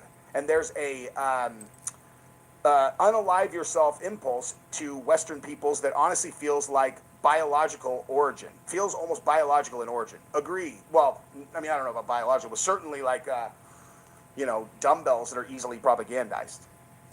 So, it's not all terrible. I'm just more of a guy that's like, you were using hard R N-bombs behind the anonymous veil. Okay, I already filmed the entirety of this Blake Neff scandal video, and I was feeling I feel dirty, like I like this, normally I comment on other people's drama, like I don't cause it, and I know he's going to take a lot of flack because of this, so I feel gross. And I wanted to show everyone something very different first, okay? I'm not going to tell you anything about this. I'm not going to tell you anything about this video until we watch it together. I know what's in the video, but I have not watched it, and so we're going to watch it for the first time together, and hopefully we can add some positivity to people's day before you watch the rest of this video and the exact opposite happens. So let's watch this together. Swear to God on my kids, I have not seen this yet. Just seeing if I could have help scanning this. Thank you. What was your name? Ed. I'm Sam. Okay. I actually had someone nominate you from this store and said you're very hardworking. Well, I try to be. May I ask how old you are? I'm 88. And still working? Yes, I have to. Why do you have to keep working? Retired from General Motors in 99. In 2012, I went bankrupt and they took my pension away from me. Oh my gosh. Do you have a wife? She passed away 7 years ago. 7 years ago. She was sick when I lost my pension. So you've been struggling a bit? A little bit. You said that you lost your pension? Yes, sir, I did. I was in the Army back in 1966. So you're a veteran too? Yes. The thing that hurt me the most was my wife was real sick. And they, when they took the pension, they also took the health care coverage. Oh, wow. And all but $10,000 of my life insurance. Oh my gosh. So I sold the house, sold property I had, and we made it through. My wife died 7 years ago. Since then, I've been trying to reestablish myself. And you're working here how many days a week? I work 5 days a week, 8 hours a day. And you do that because you have to, or? Yeah, I don't have enough income. What's your dream? To live somewhat the life I was hoping for. I'd like to share your story and try and, get people to help you retire. Well, thank you. Of course. Oh, wow. Amazing. I want to give you $400 here as a tip. Of course. You're amazing, man. Of course. Oh, man, that was good timing. Heavy Duty Country just called me right after watching that because I was going to have to compose myself because guess what the end result of that story is check this out. The internet raised $1 million. Over $1 million for that guy. Wow. Over $1 million for that guy. Damn it. Now I'm losing composure again thinking about that. It's like human nature is one of the most bizarre and complicated things I don't understand. It's like love and respect goes a long way. Bizarre. It's easy to love. Types of people, like the same people who in one situation would green light a plan that's going to murk tons and tons and tons of people's pensions or whatever. And obviously in some cases, the company goes out of business, it is what it is. But like, and then in others, the exact same person will see that story. That person right there will tell that story, and they will donate a bunch of money to them because they're like, man, this guy deserves better. And there's something about there's a certain threshold of people that is beyond what individuals are capable of caring about.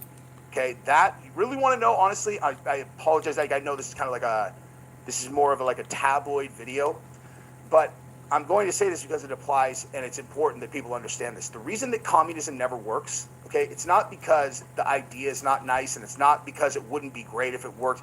It's because each individual person can't comprehend or care about enough people for it to work because it's just too many people.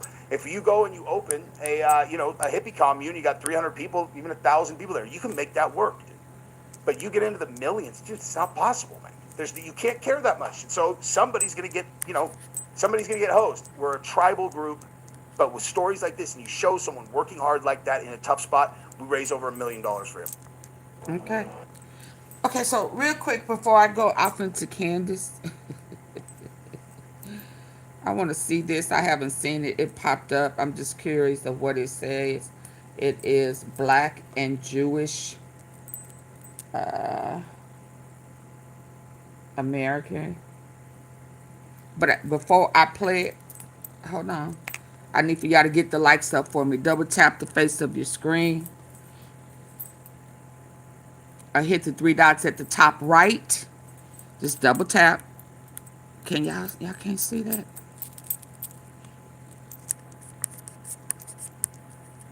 Double tap.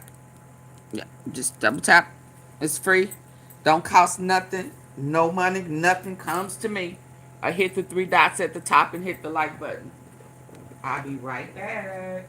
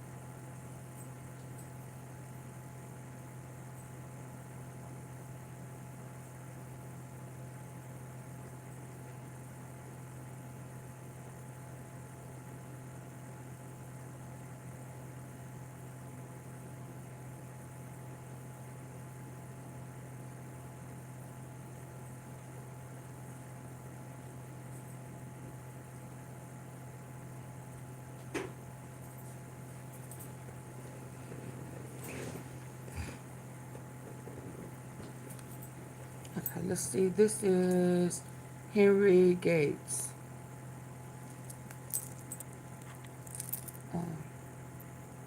And white.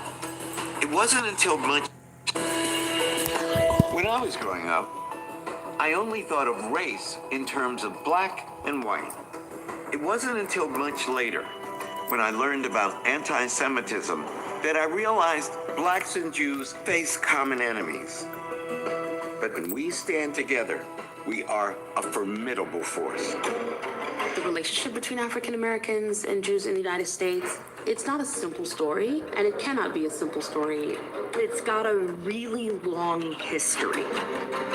When these two communities get together and they synergize creatively or politically, they're a juggernaut, and they can't be stopped. Jewish people have always been some of the first, outside of the culture itself, to embrace black music. A white Jewish producer. We are a formidable force. The relationship between African Americans and Jews in the United States, it's not a simple story, and it cannot be a simple story. It's got a really long history. When these two communities get together and they synergize creatively or politically, How they're a done, juggernaut, and they can't be stopped. Jewish people have always been some of the first, outside of the culture itself, to embrace black music. A white Jewish producer and the greatest black jazz singer of all time. Why can't the world be like this? Rabbi Heschel told him I not live because they're killing folk in Selma. I think the civil rights movement healed our souls after Nazi Germany. There was a very visible Black-Jewish alliance during the civil rights movement. It was. But now it was, I think it was a white Jewish staged. producer and the greatest black jazz singer of all time. Why can't the world be like this? Rabbi Heschel told him I not live because they're killing folk in Selma. I think the civil rights movement healed our souls after Nazi Germany. There was a very visible Black-Jewish alliance during the civil rights movement. That relationship accomplished incredible things. But I don't want to romanticize the alliance because it wasn't an untroubled relationship. We want Black power. There is a profound sense of the Jews are the haves, the blacks are the have-nots. Nothing has separated the Jewish and the Black community more than this issue of affirmative action. It's dangerous to make it all the same. We're not the same. We come from different histories. I don't consider myself white. And when I once told our class that, they laughed in my face. You laughed in my face. I did. Blacks and Jews in a Crown Heights section of Brooklyn clashed, inflamed by the death of a young And it's funny he said that, you know, because again, not too long ago, when that anti-Semite, I was like, how are we supposed to know that someone is Jewish if they don't have the beanie on their head? How do we know? So if we ask the question and they just go, "Oh, it's you're an anti-Semite." No, I'm just asking a question. So to hear him say he doesn't consider himself white. I once told our class that. Yeah. They laughed in my face. You laughed in my face. Who would know the difference? Jews in a Crown Heights section of Brooklyn clashed, inflamed by the death of a young boy. The old alliance between blacks and Jews, is that in jeopardy now? Very much so. We must not allow the relationship between Jews and African Americans to suffer. The whole purpose of this meal is to let you know we are Jews too. In Charlottesville, Absolutely. violent protests broke out at what was supposed to be a white nationalist rally. When you see Charlottesville, you see that most people that are anti-Semites are also racist. Absolutely. When everything blew up on campus, I wasn't sure about how I would navigate the conversation. We have to find a way to listen to all the rancor, even when it makes us uncomfortable. It's dangerous because it's a really hard time to talk about either black people or Jewish people. It's just become fraught in so many ways. And blacks and But Jews anything first. that's dangerous is worthwhile.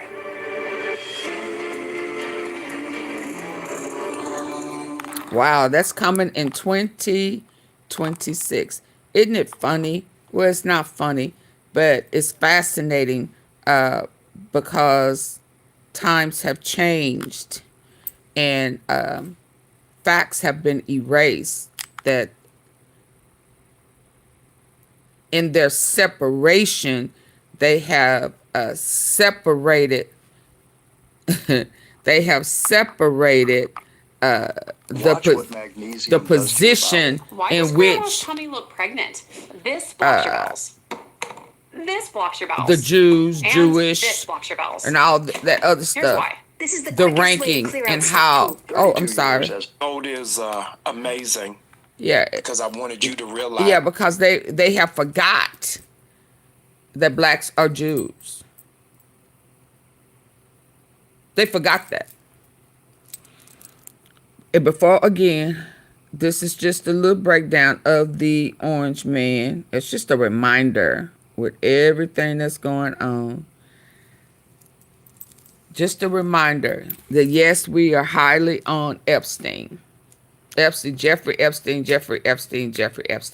But let us not forget that it was Trump who introduced the trafficking part of his sickness to Epstein. Epstein has a sickness and an illness. But the trafficking, he learned from Trump. Gold is amazing because I wanted you to Pastor realize that Donald John Trump, the sitting and active and sleeping, napping president of the United States of America, who has early stages of dementia, who is a heir of looting and robbing without a gun. It is amazing that President Trump, while being in office just since January, his family has been able to amass $3 billion while in office. That's right. Yet no hearing, no investigation, no questions. I'm not talking about Jeffrey Epstein. I ain't talking about the island. I ain't talking about the plane. I ain't even talking about grabbing people in the crotch. $3 billion while in office. Absolutely. And Less he than a gets it year. from his daddy. Not from his daddy. His granddaddy. His grandpappy. I want you to listen in. It's going to blow your mind. It ain't blowing mine. It's going to blow theirs. DNA search. I think I told. Swabbing his mouth. I think. Now, for the tea sippers who hang with me, none of this stuff shouldn't even be a surprise, because I don't think it ain't nothing he gonna be able to say that I ain't already told y'all. But let the pastor say it. But while he's saying it, get the likes up. Just double tap the face of your screen if you're listening in on your phone. What time is it? We went off into another day yet? Yeah, we're in a whole nother day. It's Saturday. Double tap. Let's go. To figure out business practices come from. And I don't know whether you're going to believe this story, but Craig Smith, Trump, the Trump, a.k.a. mashed potatoes. Absolutely. On this. In 1890, there was something called the Klondike Gold Rush. Yep. Look it up. 1890, the Klondike Gold Rush. And there was a gentleman by the name of Frederick Trump. Frederick Trump, who was the grandfather of Donald John Trump. This is my while granddaddy. Everybody was going to get gold. Do you know what Frederick Trump did? This is my granddaddy. Practices come from. Hey, Jody. And I don't know whether you're going to believe this story. The pickle man. I got to tell it to you. Go through Google. Go through ChatGPT. Fact check me on this. In 1890, there was something called the Klondike Gold Rush. Look it up. 1890, the Klondike Gold Rush. And there was a gentleman by the name of Frederick Trump. Frederick Trump, who was the grandfather of Donald John Trump. It's Grant. While everybody was going to get gold, do you know what Frederick Trump did? He built hotels for gold miners. Yep. He built restaurants for those who have been digging all day. Yep. He sold shovels and picks for those who were on the grind to gold. And he amassed shrewdly a fortune on other people's thrust towards finding wealth. By the time he gets to 1901, Frederick Trump goes back to Germany a wealthy man. But Germany doesn't want him. Don't want him. Germany kicks him out and sends him back to America. Y'all ain't gonna believe it. You done seen this movie before. Because he dodged military service. Just like his grandson, great-grandson. Country, had no patriotism, had no loyalty. That's so it. they sent him back to America. He goes back to America, ladies and gentlemen, and is there for 17 years until he comes down with the flu. Yep. When he comes down with the flu in 1917, he dies of the flu. This is why I tried to tell y'all the first time in office when he tried to act like he didn't know nothing about no pandemic, nothing about a,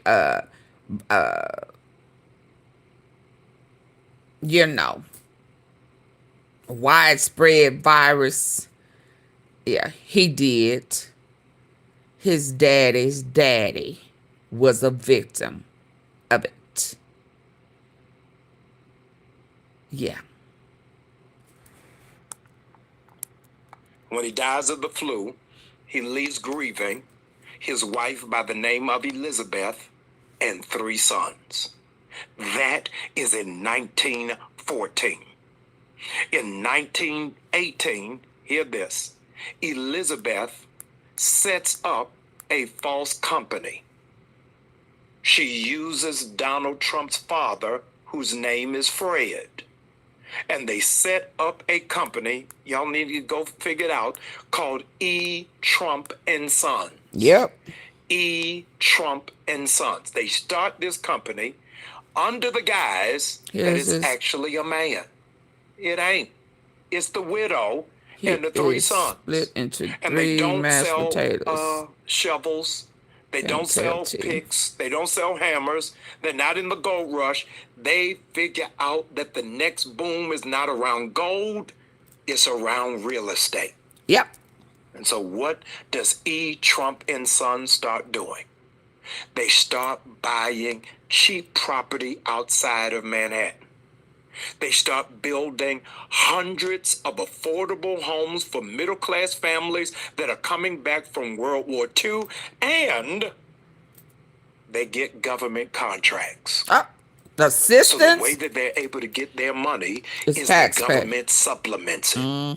Trump's been doing this a long time. Yep. It's in his DNA. Absolutely. That's how it is that he's coming up, off of taxpayers' money.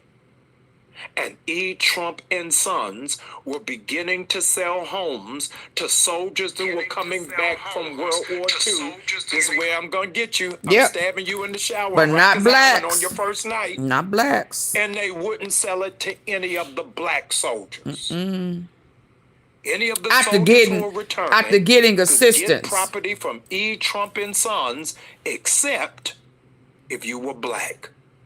Trump ain't new to this. He's true to this. The level of systemic racism that we are seeing is absolutely mind-blowing and dizzying. Fred Trump came down with dementia. According to Donald Trump's sister, Mary, when he came down with dementia, Donald Trump used to make fun of his own father, was in denial about his condition, and did not want to deal with his deteriorating memory. The same way he was losing denial. his faculties. Isn't that interesting? The same way. I mean, the exact same way he's in denial about his dementia and his MRIs, and you know, everybody making fun of him. It's a repeat. It's that karma. Yeah. In the shower on Rikers Island on your first night, and they wouldn't sell it to any of the black soldiers. Any of the soldiers who are returning could get property from E. Trump and Sons, except if you were black. Trump ain't new to this. He's true to this. The level of systemic racism that we are seeing is absolutely mind-blowing and dizzying. Fred Trump came down with dementia. According to Donald Trump's sister, Mary, when he came down with dementia, Donald Trump used to make fun of his own father. Trifling. Was in denial about his condition, and did not want to deal with his deteriorating memory or how it is that he was losing his faculties. He swindled his two other siblings out of receiving anything and took the lion's share of his father's inheritance. He doesn't mind doing people dirty. If Ain't he that did it to his own family, Jacob? what do you think he will do to the millions of Americans who are sweating every day? Honestly. And it blows my mind because everything, You'll never look at your medicine everything, and I do mean everything that he hates. If you glance at the headlines today, hates, it's been his family, the immigrants, the government assistance, yeah, and his sisters. Yeah, he stole. And then talked about his daddy shitting on himself, forgetting stuff and shitting on himself. Yes, sir. Y'all get the likes up. Let's go to Candace. I did have one more, but I'm running out of juice. I think it was on X, or maybe it was on the show, and then we received hundreds of emails from people, Let's go. Hold on. past and presently. Let me cut the volume off until I can get it situated. Shout out to Candace. Hey, girl. Hey, girl. Y'all ready? Y'all ready to go in? Let's go. Oh, I'm sorry.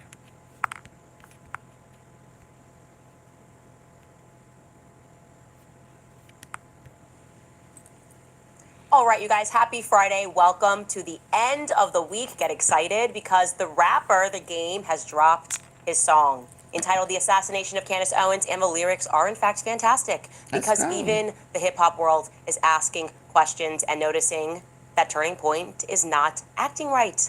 It's because you guys are just not acting right. Well, guess what? Something interesting has taken place. This morning, TPUSA confirmed that the debate request and the sit-down request to respond to all of our very many questions actually came from Erika Kirk. They said that request was directed by Erika Kirk, and I find that to be compelling.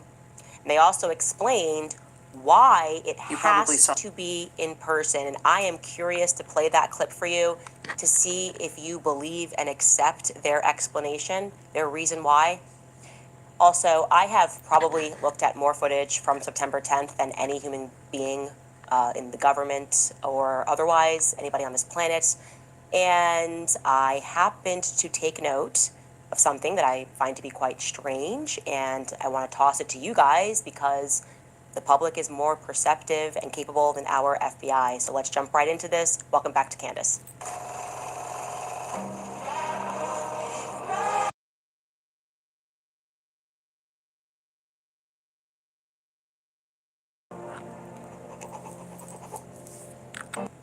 My energy bill dropped from $150 to $50 by doing this. My friends laughed at me when I spent $49. Okay, we're going to do something different and actually begin today's episode with comments from yesterday's episode because they are extremely relevant, and they're also hilarious to what we are about to discuss. People who watch the show are obviously savages, absolute savages. And obviously yesterday we were discussing how they rescinded the offer because it had to be in person. Look at this comment, top comment. TPUSA takes them 3 months to respond. Also, TPUSA, you have 24 hours to respond. Like, what? Seriously, why? Where did this 24-hour thing come from, and why was it necessary? The second comment, this user writes, Tyler Robinson can appear in court by video conference, but Turning Point USA says Candace cannot attend their debate by similar means. Yeah, guys, we are starting to notice some things. It's weird. And we announced, or it was announced today, that Charlie Kirk's show, which they are continuing, and which once upon a time enjoyed the #1 spot on Apple Podcasts, has now plummeted, right? This is a tweet. Breaking news, the Charlie Kirk show has crashed in the rankings, falling to number 94 on Apple Podcasts, even though it routinely held the top 10 spot in the past and even reached #1 when Kirk was alive. The reason for that is simple. It is clear. People are telling you how they feel, and they feel that you are not being honest.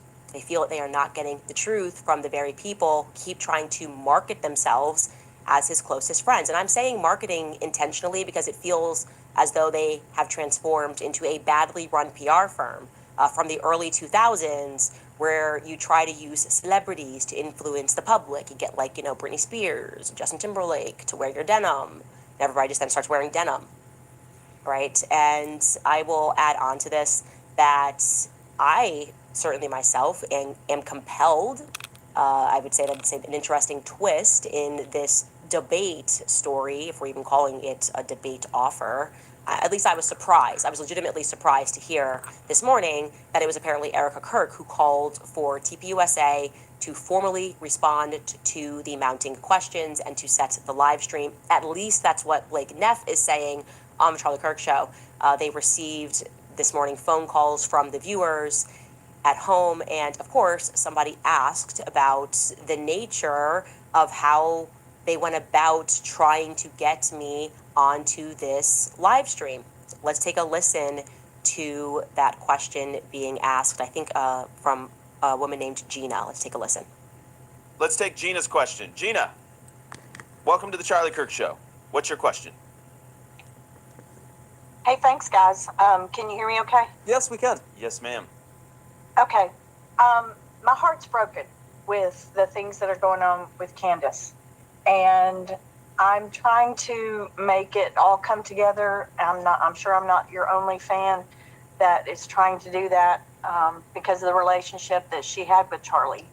And one thing that I'm just trying to make come together in my head is why the invitation was extended to Candace, but not to Candace directly. Blake, I think you tweeted something out, and I don't know if, I don't know what's truth and what's not, but I do know that she said she didn't even see the invitation, and it was issued, Blake, I think at 12 on a tweet that you had, or at midnight, 12, not noon, midnight. And so it was like 9 hours later before she even knew that you said anything about her attending the show. And then she's saying she can't attend in person. Can she attend on a live stream or, and you guys do live streams all the time. And is that going to be an option? Of course, Gina. I'm just trying to make this come together. Of course, Gina. So, first of all, our initial statement, it was on the show on Wednesday. I made it at the request of Erika. All of this has been at the direction and approval of Erika because she heads this. And so what we were announcing there is we said she has said things that are not true, and we did not address them for a long time. We stated the reasons why, that we thought a lot of them were just not, we initially just thought no one would believe a lot of what was being said, and we also just, we remembered the same friendship that Charlie had, and we just hoped that this would go away without requiring any sort of direct statement or confrontation from us. So what was approved is we announced we are going to respond to this, and what I said was we are going to announce a date soon. We actually hadn't agreed on it at the time I read the statement. We're going to announce a date where we're going to respond to this, and once we announce it, Candace is free to attend in person. That is what we announced. And so once we agreed on a time, I announced what the time was going to be. Candace, for her part, had said, you name the time, you name the place. That is what we did. As for why it was put out at that time, I would just say I don't think she had any difficulty in finding out what our scheduled time was. It seems everyone found it out quite quickly.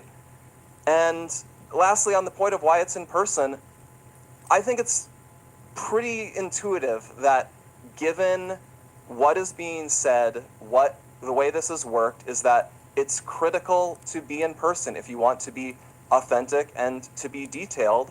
And that is what we think is a fair request to make if she's going to participate. But regardless, it is going to go forward because we have agreed that some response needs to be made. And so that's going to happen when we announced it on December 15th. Yeah, and we actually got to hit it. I'm one person, Gina, but yeah, Gina, I'm sorry, we got to hit a radio break here. We can keep going in the break if you want for if you have a follow up. He got to get up. We'll be right back. He got to get up out of there. Yeah, go to a commercial. There's millions of people without the health insurance they need. You deserve commercial. something better and better. Security. Yeah, get Gina. So once we agreed on a time, I announced what the time was going to be. Candace, for her part, had said, you name the time, you name the place. That is what we did. As for why it was put out at that time, I would just say I don't think she had any difficulty in finding out what our scheduled time was. It seems everyone found it out quite quickly. And lastly, on the point of why it's in person, I think it's pretty intuitive that given what is being said, the way this has worked is that it's critical to be in person if you want to be authentic and to be detailed. And that is what we think is a fair request to make if she's going to participate.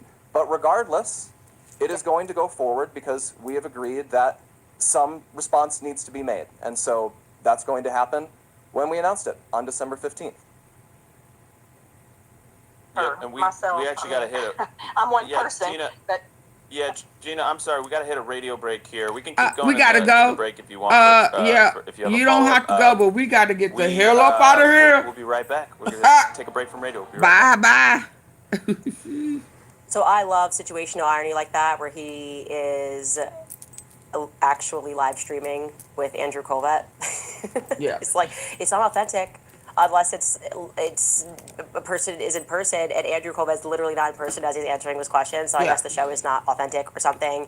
I also love Blake because he's trying so hard not to be condescending in that bit. It doesn't come naturally to him. He's extremely condescending. Oh, and he's It's a obvious, racist, but he how don't do know I what say color this? she is. We're shocked that you guys believe Candace. We're just very shocked, you dummies. And his excuse is that the reason he did this in the middle of the night on X is that it's to be expected, as if that's some sort of normal etiquette. Once you extend an offer, not only do you extend an offer, you say that it's a sincere offer. He used the word sincere. And when she is trying to get around to, hey, like, why does this need to be in person?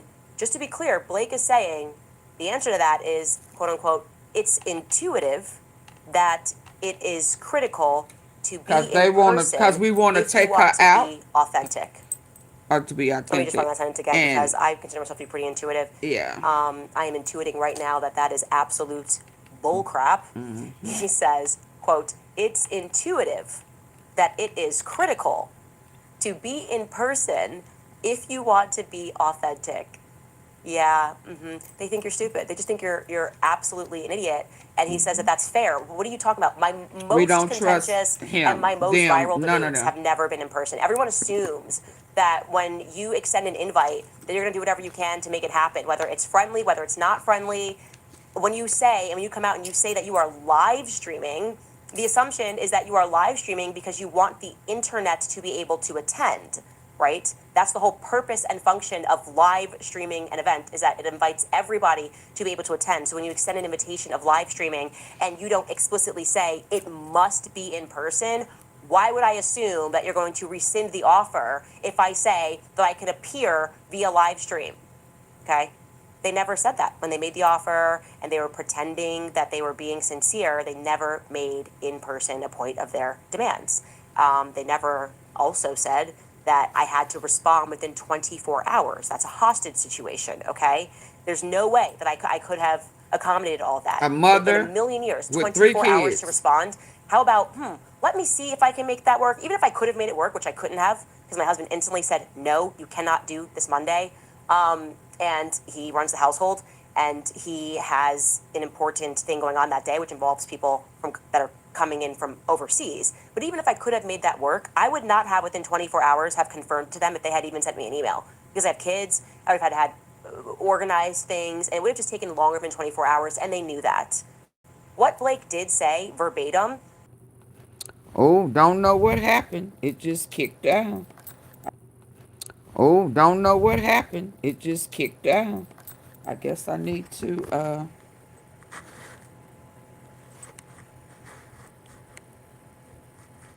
Can y'all hear me?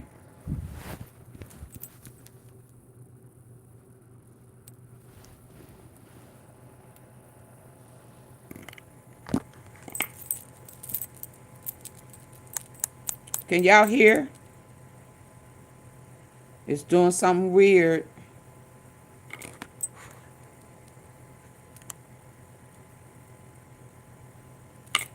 Hold on, let me see.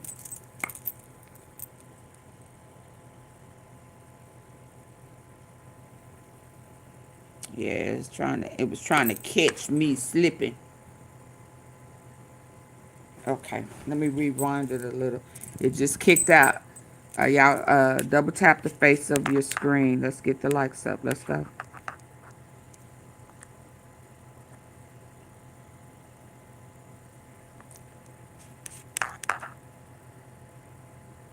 Yeah, they playing in our face, y'all. Accommodated all of that. In a million years, 24 hours to respond. How about, let me see if I can make that work. Even if I could have made it work, which I couldn't have, because my husband instantly said, no, you cannot do this Monday. And he runs the household, and he has an important thing going on that day, which involves people that are coming in from overseas. But even if I could have made that work, I would not have within 24 hours have confirmed to them if they had even sent me an email. Because I have kids, I would have had organize things, and it would have just taken longer than 24 hours, and they knew that. What Blake did say verbatim on that day is, quote, "Here is what is going to happen. In the near future, there will be a live stream here in Phoenix," so we're assuming they're live streaming from Phoenix, "where we address in a clear and comprehensive way the claims and the accusations, the false accusations that have been made against Charlie's family, friends, and the people here at Turning Point. We plan to walk through everything carefully and thoroughly. If Candace is available, we would sincerely welcome her participation in that live stream at our studio in Phoenix." Scammers demand payment with gift cards. Don't share codes or personal details. When I missed 3 new holiday movies because of cookie decorating duty, I didn't get mad. I got friendly. Not a demand to be there in person, live streams happening at your studio, and you said that this was a sincere request, and you went about it in the opposite manner, which is why it makes it really interesting that he says in the beginning that that was done at the request, at the direction, and with the approval of Erika. And that's interesting for a lot of reasons. A, I think a lot of us have been wondering, like, did she take on this role and she's actually executing? Or are we still going through a transition phase? Is she still learning the part? How involved is she on a day-to-day basis? Because some of these actions seem like fumbles, like absolute fumbles, and you're wondering, is Andrew Colbat running things? Is Tyler Boyer running things? Is this coming from Erika Kirk? Okay, so hold on, Janet. So Miss Moritz, why you think she wrong? Let's talk about it. Miss Maritza P, why do you think she wrong?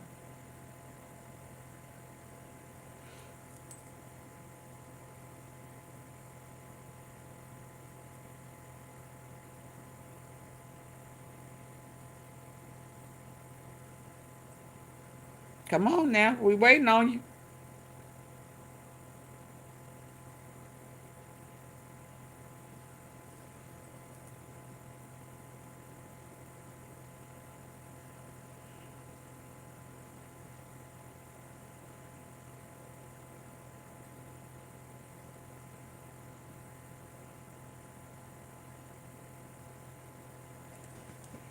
Hello, Maritza P.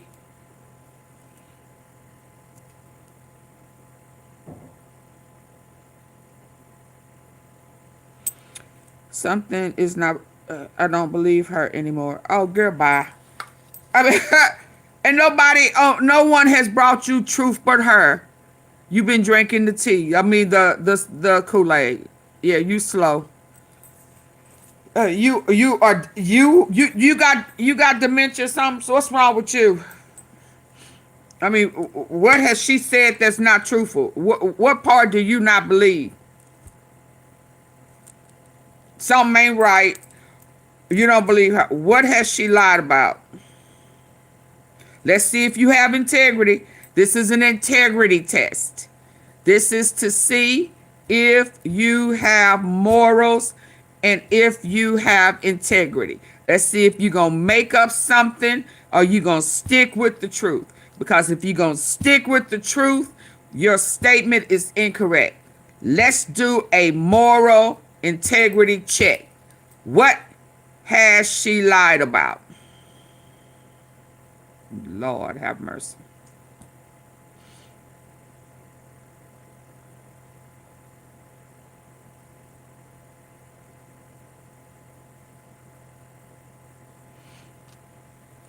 What else she lied about? Let's go. Y'all gonna keep going. Because I don't... We waiting on your answer. I'm having trouble, I guess, comprehending why she would green light something that the internet has. Candace is available. We would sincerely welcome her participation in that live stream at our studio in Phoenix.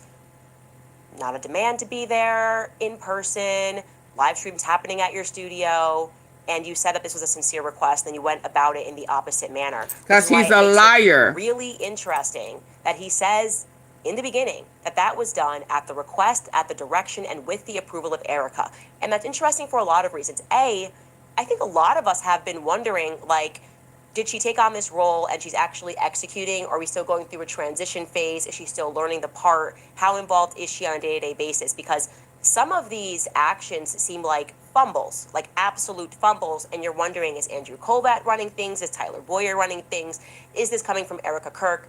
Because I'm having trouble, I guess. And it's funny that she's finding out that, why I can't hear her? Why she would green.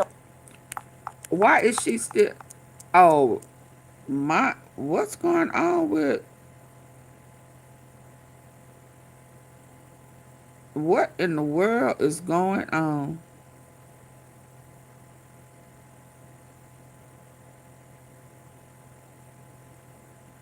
Yeah, what's going on? Why is that cursor moving?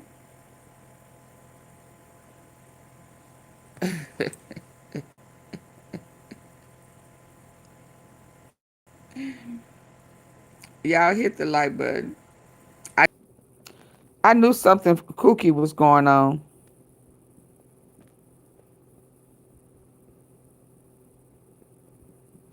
Yeah, I knew it, and it just kicked me out. But I need to double check and see if we still having system issues. I was about to say, yeah, because she was talking and I had stopped. And it's like it was behind. But it's interesting that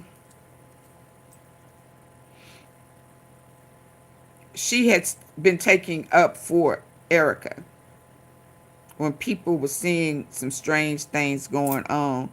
So, I mean, she really needs to find out if the rumor is true. Oh, okay. Because oh boy could be lying. He's a liar.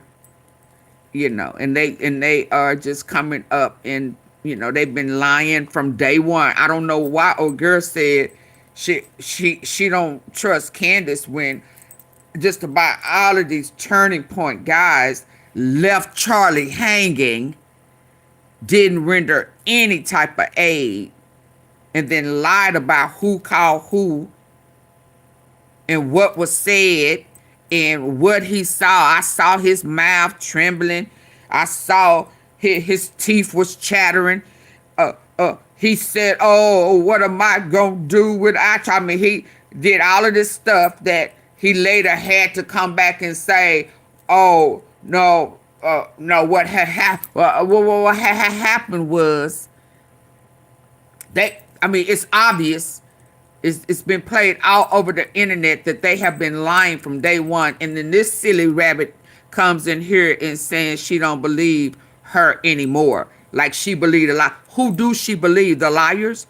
Who do she believe? The FBI? Who said somebody else was the person who did it and it wasn't? Yeah, and they have known all along that it was a hit. That's why they're not investigating. Yeah, absolutely. Yeah, please don't come over here with the silly stuff. Know what's going is a moron. Absolutely. But the people who are diehard, I don't want to say, you know, got a parasitic brain, act like they can't hear nor see the truth. That blows my mind. Sure is funny that they clean up the crime scene within, I mean, concrete it and everything, laid it down, whole new everything, refresh, no crime scene, no investigation of the crime scene, none of that. None of that. But them dumb-dumbs want to believe them still and overlook the truth. Overlook it.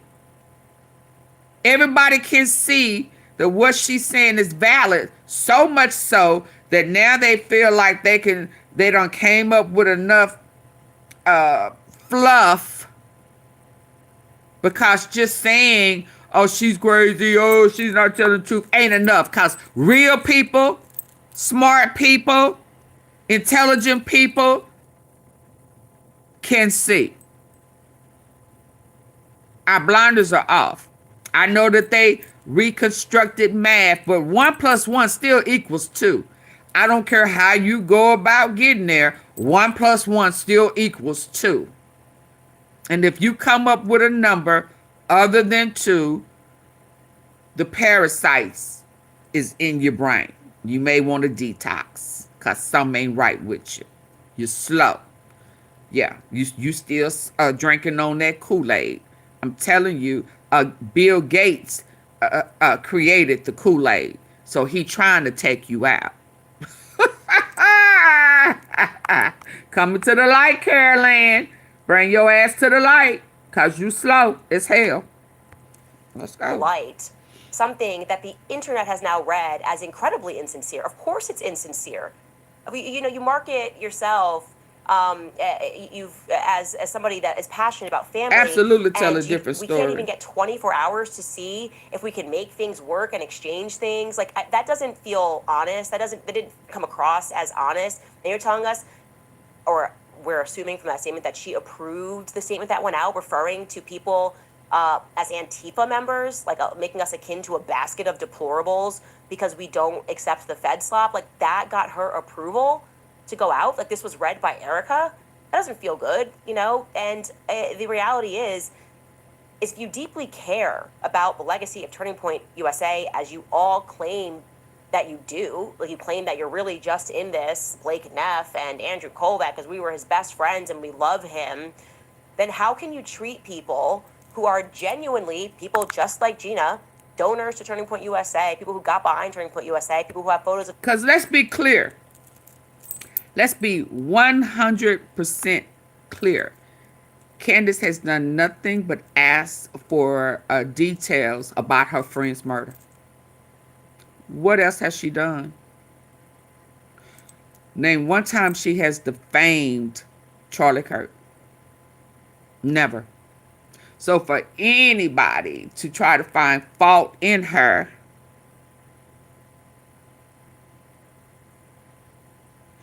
big dog, I'm finna remove you.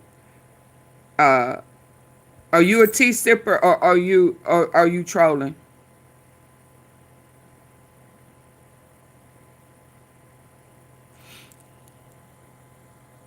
Come back another day. We don't troll over here. We are grown, intelligent people. Okay? Okay? We grown and intelligent. And if you want to play, you go over there and play with the dumb folk. Don't come over here playing with us. Okay?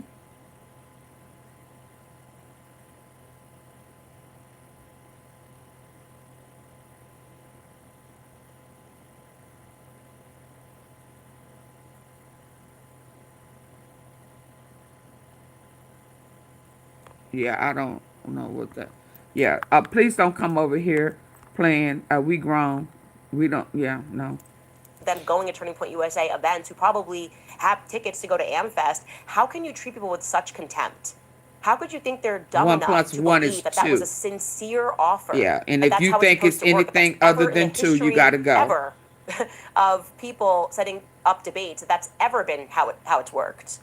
That someone just arbitrarily picks a time and a place, and you admit you had no time and you did not have a date picked. So there's no reason you couldn't come to me and say, here's 2 dates that could work, and allowed me to do that. And by the way, I would still like for you guys to do that, okay? And one more thing that I want to put out there, because your 24-hour demand is ridiculous, it's silly. Okay, let's strip it. Let's not pretend that there's some buzzard that got hit. We can still make this work, and I would like to make this work, and I would especially like to make this work if you are saying or implying that Erika Kirk is going to be there. Because the reality is... It's on delay. I don't know. That would be a game changer. What's going on? Let me stop, because it's doing it again.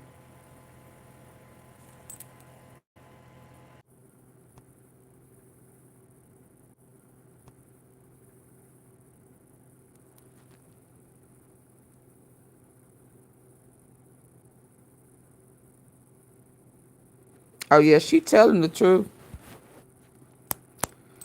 So I don't know why it keeps doing this.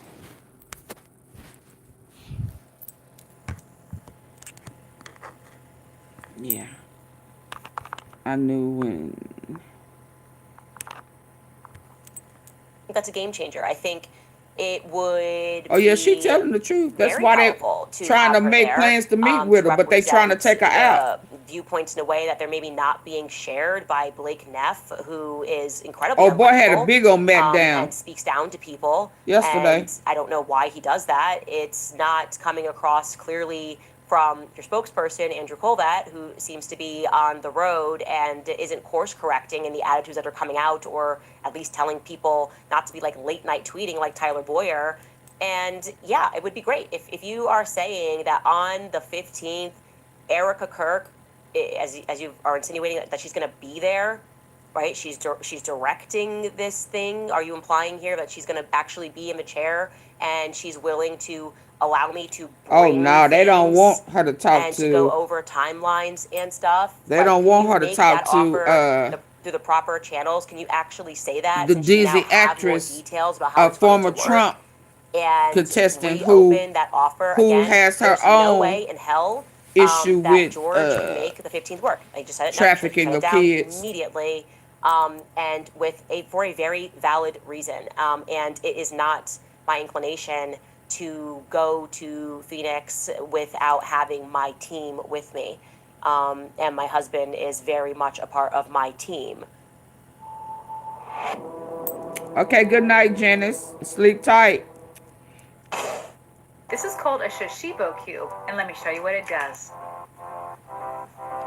Shishibo stands for But I will say that I will raise it further with the Supreme Court of George Farmer if you are insinuating, and actually if That's you it. can confirm See, she that you said are her saying that last you will name. allow She's a me, as farmer. you That's said why I further in asked for this, that. to bring whatever it is, because it would be more authentic if it was face to face. If you're saying that I don't have to deal with you and this is actually going to be very open and I can ask every question under the sun, I might beg. I might beg. So I would love to hear from Turning Point USA and stop pretending 24 hours was some Good night. like demand that had to be met, because that's ridiculous. So ball very much back into your court. And like I said, I want to make this happen. I still think you guys can open it up for a live stream. Like you're doing that right now. That seems ridiculous as well. Let's make this work for the people. Anyways, you guys, diving back into our investigation. Okay, got something very interesting for you. Now, it is actually common sense that has been guiding this investigation the entire time, despite the federal insistence that we pretend we don't have any. And I think there's a compelling element that we should follow here. If we believe and know and have the intuition that this is a deep state assassination, I do. Okay, and we know that our deep state, the CIA, is involved in color revolutions all around the world. We should think about how they organize the revolutions, right? What does it actually entail? How does our military accomplish that? Through what means, okay?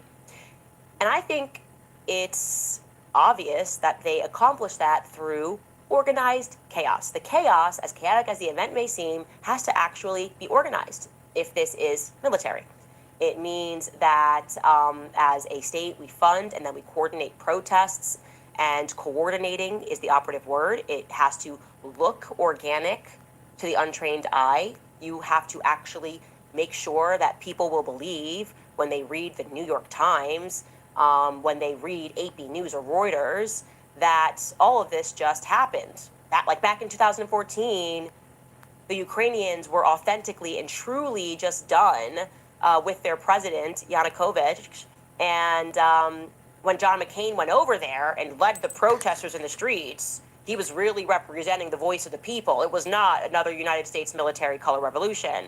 By the way, if you have not seen that, this is what we do all around the world, you should I'm just going to play a little bit of this. John McCain addressing protesters in Ukraine before we overthrew their president. Take a listen.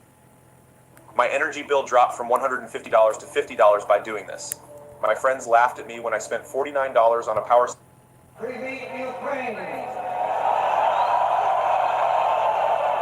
People of Ukraine, This is your moment. Народи український, це ваш момент. This is about you, no one else. Це про вас. This is about the future you want for your country. This is about the future you deserve. Це про ваше майбутнє, про майбутнє вашої країни. Це про майбутнє, на яке ви заслуговуєте. A future in Europe. Майбутнє Європи. A future of peace. Майбутнє миру. With all of your neighbors. Майбутнє всіх ваших сусідів. All right, that's enough. I don't know why we're like this. I really don't know why we're like this. Anyways, I believe in my heart and in my rational mind as well that Charlie Kirk's assassination was about as organic as John McCain, may he rest in peace, leading the people of Ukraine. And we got our color revolution, and we've been doing corrupt stuff in that region since. Now, I began scanning the people of the crowd obsessively. Obviously, you should see the folders on my desktop. And I'm referring, of course, now to a UVU on September 10th. And there was something that I kept noticing. A weird amount of young men were alone at this event, and they were wearing maroon shirts. In fact, so many of these young men that I was coming across were wearing maroon that at first I legitimately assumed I remember that. Y'all remember that? been one of the UVU colors. I asked this question so innocently. I was like, to someone at UVU, I was like, oh, are your school colors maroon? And he comes back and he said, no, they're green and white. So my gut told me, okay, that's interesting, because maroon is not exactly a highly ranked color for men, okay? And it can't be that all these men that are wearing maroon also happen to have attended this event alone. So I'm going to show you what I mean, and I'm going to go back to some of these people. This is by no means everyone. I'm just showing you a few times here. Here we go. We have this young man. This is after the shot. He's wearing maroon. Show you another person here sitting there under the tree after the shot, and he's wearing maroon. Show you another person here. We're going to come back to this person who is wearing maroon. He looked like that guy. His dad is going to say something publicly. 3 people, 1 shot, all of them alone, wearing maroon. We're going to come back to the guy at the top there who has the hat, the darker hat on, who is wearing maroon, to have attended this event alone. So I'm going to show you what I mean. I'm going to go back to some of these people. This is by no means everyone. I'm just showing you a few times here. Here we go. We have this young man. This is after the shot. He's wearing maroon. Show you another person here sitting there under the tree after the shot, and he's wearing maroon. Show you another person here. We're going to come back to this person who is wearing maroon because his dad is going to say something publicly.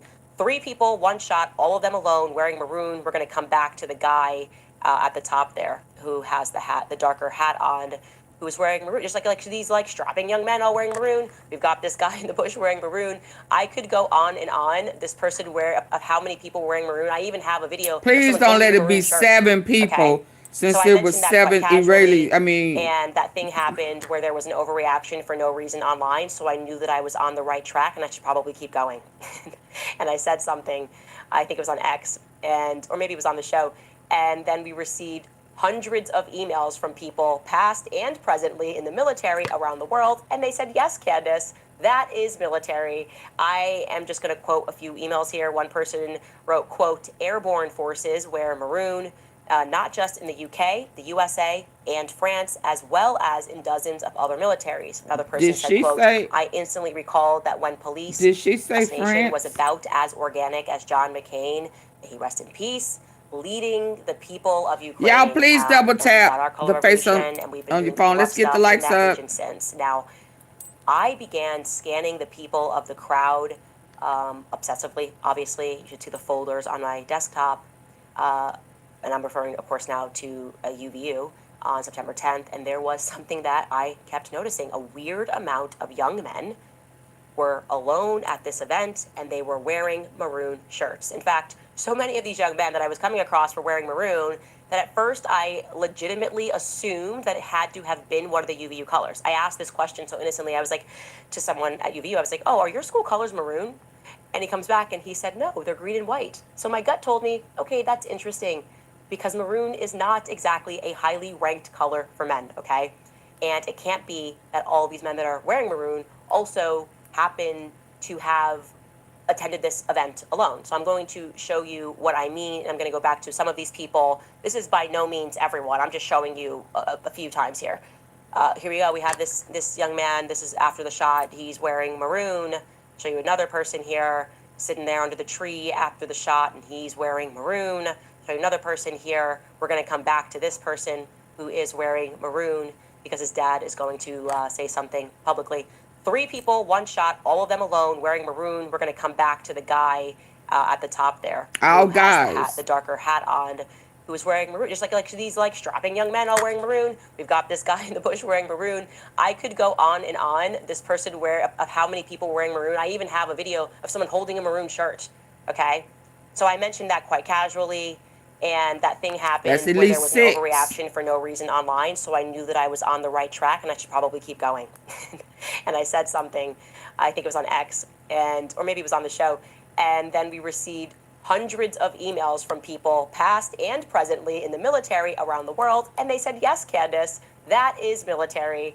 I am just going to quote a few emails here. One person wrote, military. quote, airborne forces wear maroon, not just in the UK, the USA, and France, as well as in dozens of other militaries. Another person said, quote, I instantly recalled that when police are in undercover units, the FBI, etc., and they are not in their uniforms, they often have a color of the day or a unit color. It's a signal to anyone else around that you are with that mission or unit, end quote. Mm-hmm. Another person wrote, quote, my husband was and led part of the QRF, Quick Reaction Force team, when they were deployed in Iraq.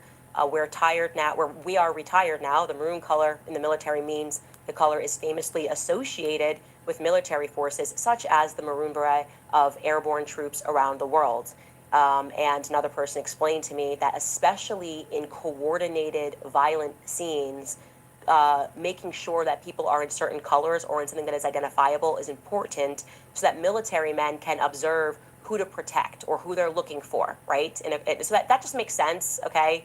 And so LOL for all of you guys that were saying I'm stupid. I love being called stupid. Every time you call me stupid, it's another little clue that I should follow that. Yeah. Just, so obvious. Okay, so overreaction. Y'all hear that? What's the girl who was in here saying that, she can't trust her every time she has a niche, it comes out that she was correct. I feel even more compelled for all of you guys that were saying I'm stupid. I love being called stupid. Every time you call me stupid, it's another little clue that I should follow that. Absolutely. You guys are so obvious. Okay, it's the overreaction to simple things. And I feel in my gut that it was not some random coincidence that so many of these fellas decided to wear maroon on September 10th and attend the Charlie Kirk event. And I feel even more compelled because there was this person on TikTok, you may have seen it at the time, who was claiming that he had some videos that someone in his family had shot. And when he submitted them to the FBI had asked him to delete that footage. And I don't know if that's true. I don't know if that's false. But I do know that when I got in touch with this individual and he sent me the footage, my eye immediately gravitated towards another person who happened to be wearing maroon, who is also alone at the event, who I thought was kind of strange, did not duck when everybody else ducked after the shot went off. Mm-hmm. I think I had shown you that. I'm going to show it to you again. I know I identified him as a young man named Jacob Kasparian, and I'm going to show you that video of him not ducking after the shot goes off. Take a look at this. Hold on, let me get it.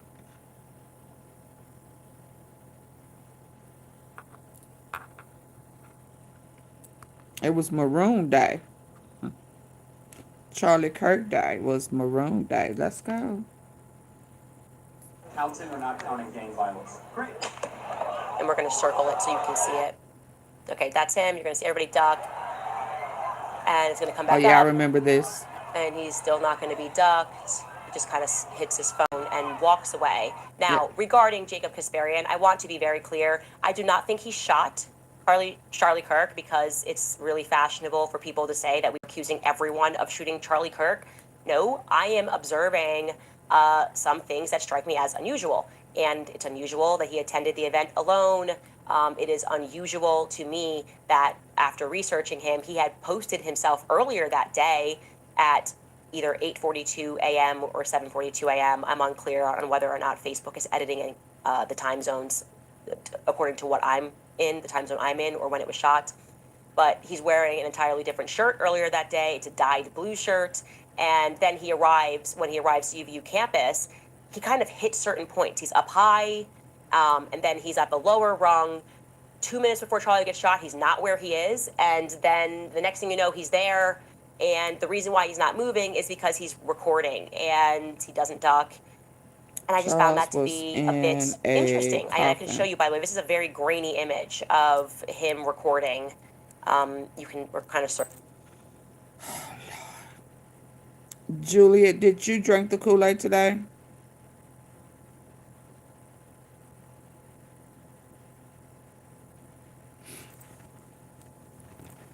Did you drink the Kool-Aid?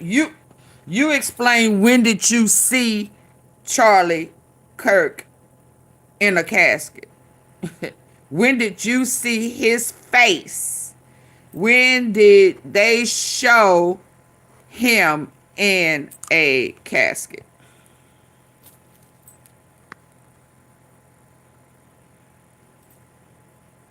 Juliet 475. When did you see Charlie Kirk in a casket?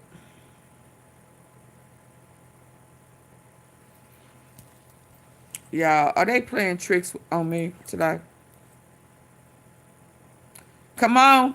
Come on. We pausing for you. We are absolutely pausing for you, Juliet. No, we not. Bye. Y'all say bye to Juliet. I mean, don't make me wait. You got me bent. No. No. Bye. I have zero tolerance for foolishness. They showed a hand. They showed a hand.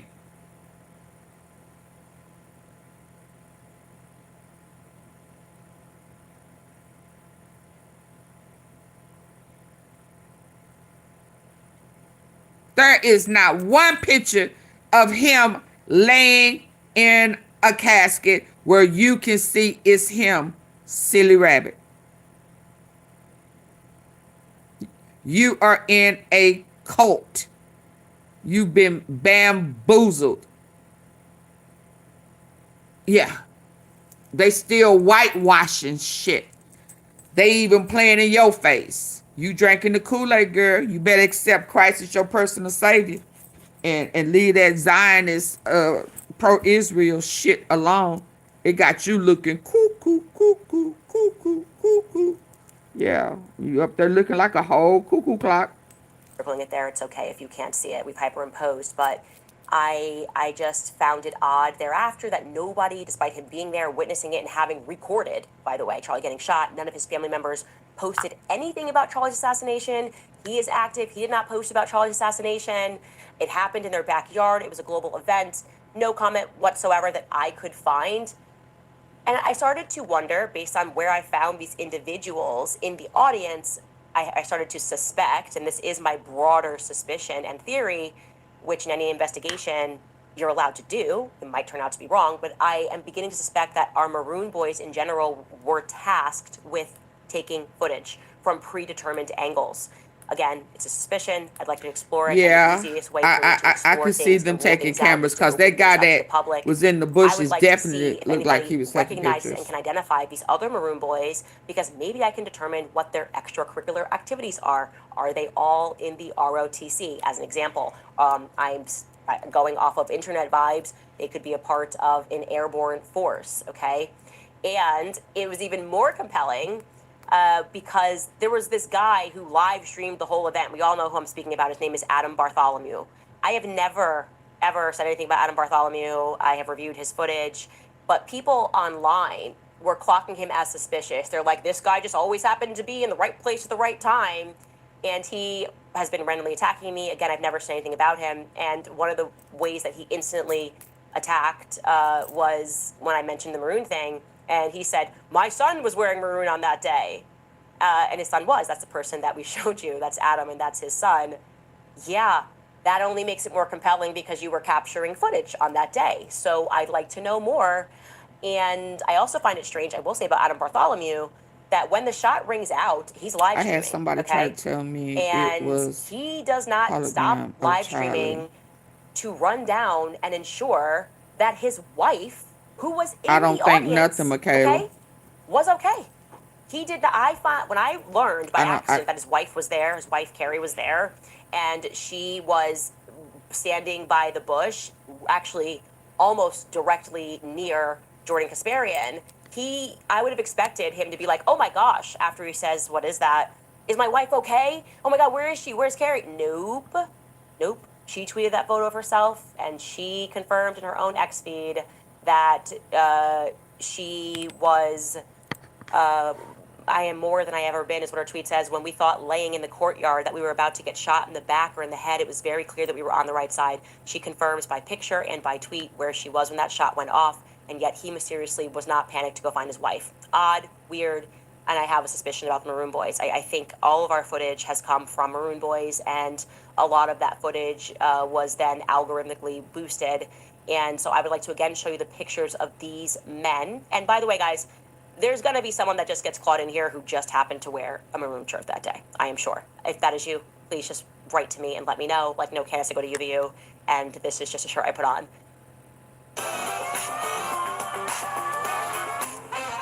They was having a sale on If you need full Maroon. dentures but can't deal with the endless expensive dentist visits, you need to see this. There was a I mass used to fight my sale mouth. for a They man's do look military t-shirt. to me, I will say that. And like these three, it's something that I Oh, noticed. wow, he Obviously, looks Tyler like... Robinson notoriously was wearing a Okay, maroon well, shirt. hold on, Could Candace, be hold Boy Scouts. on. Hold on, hold on. Hold on, hold on. Hold on.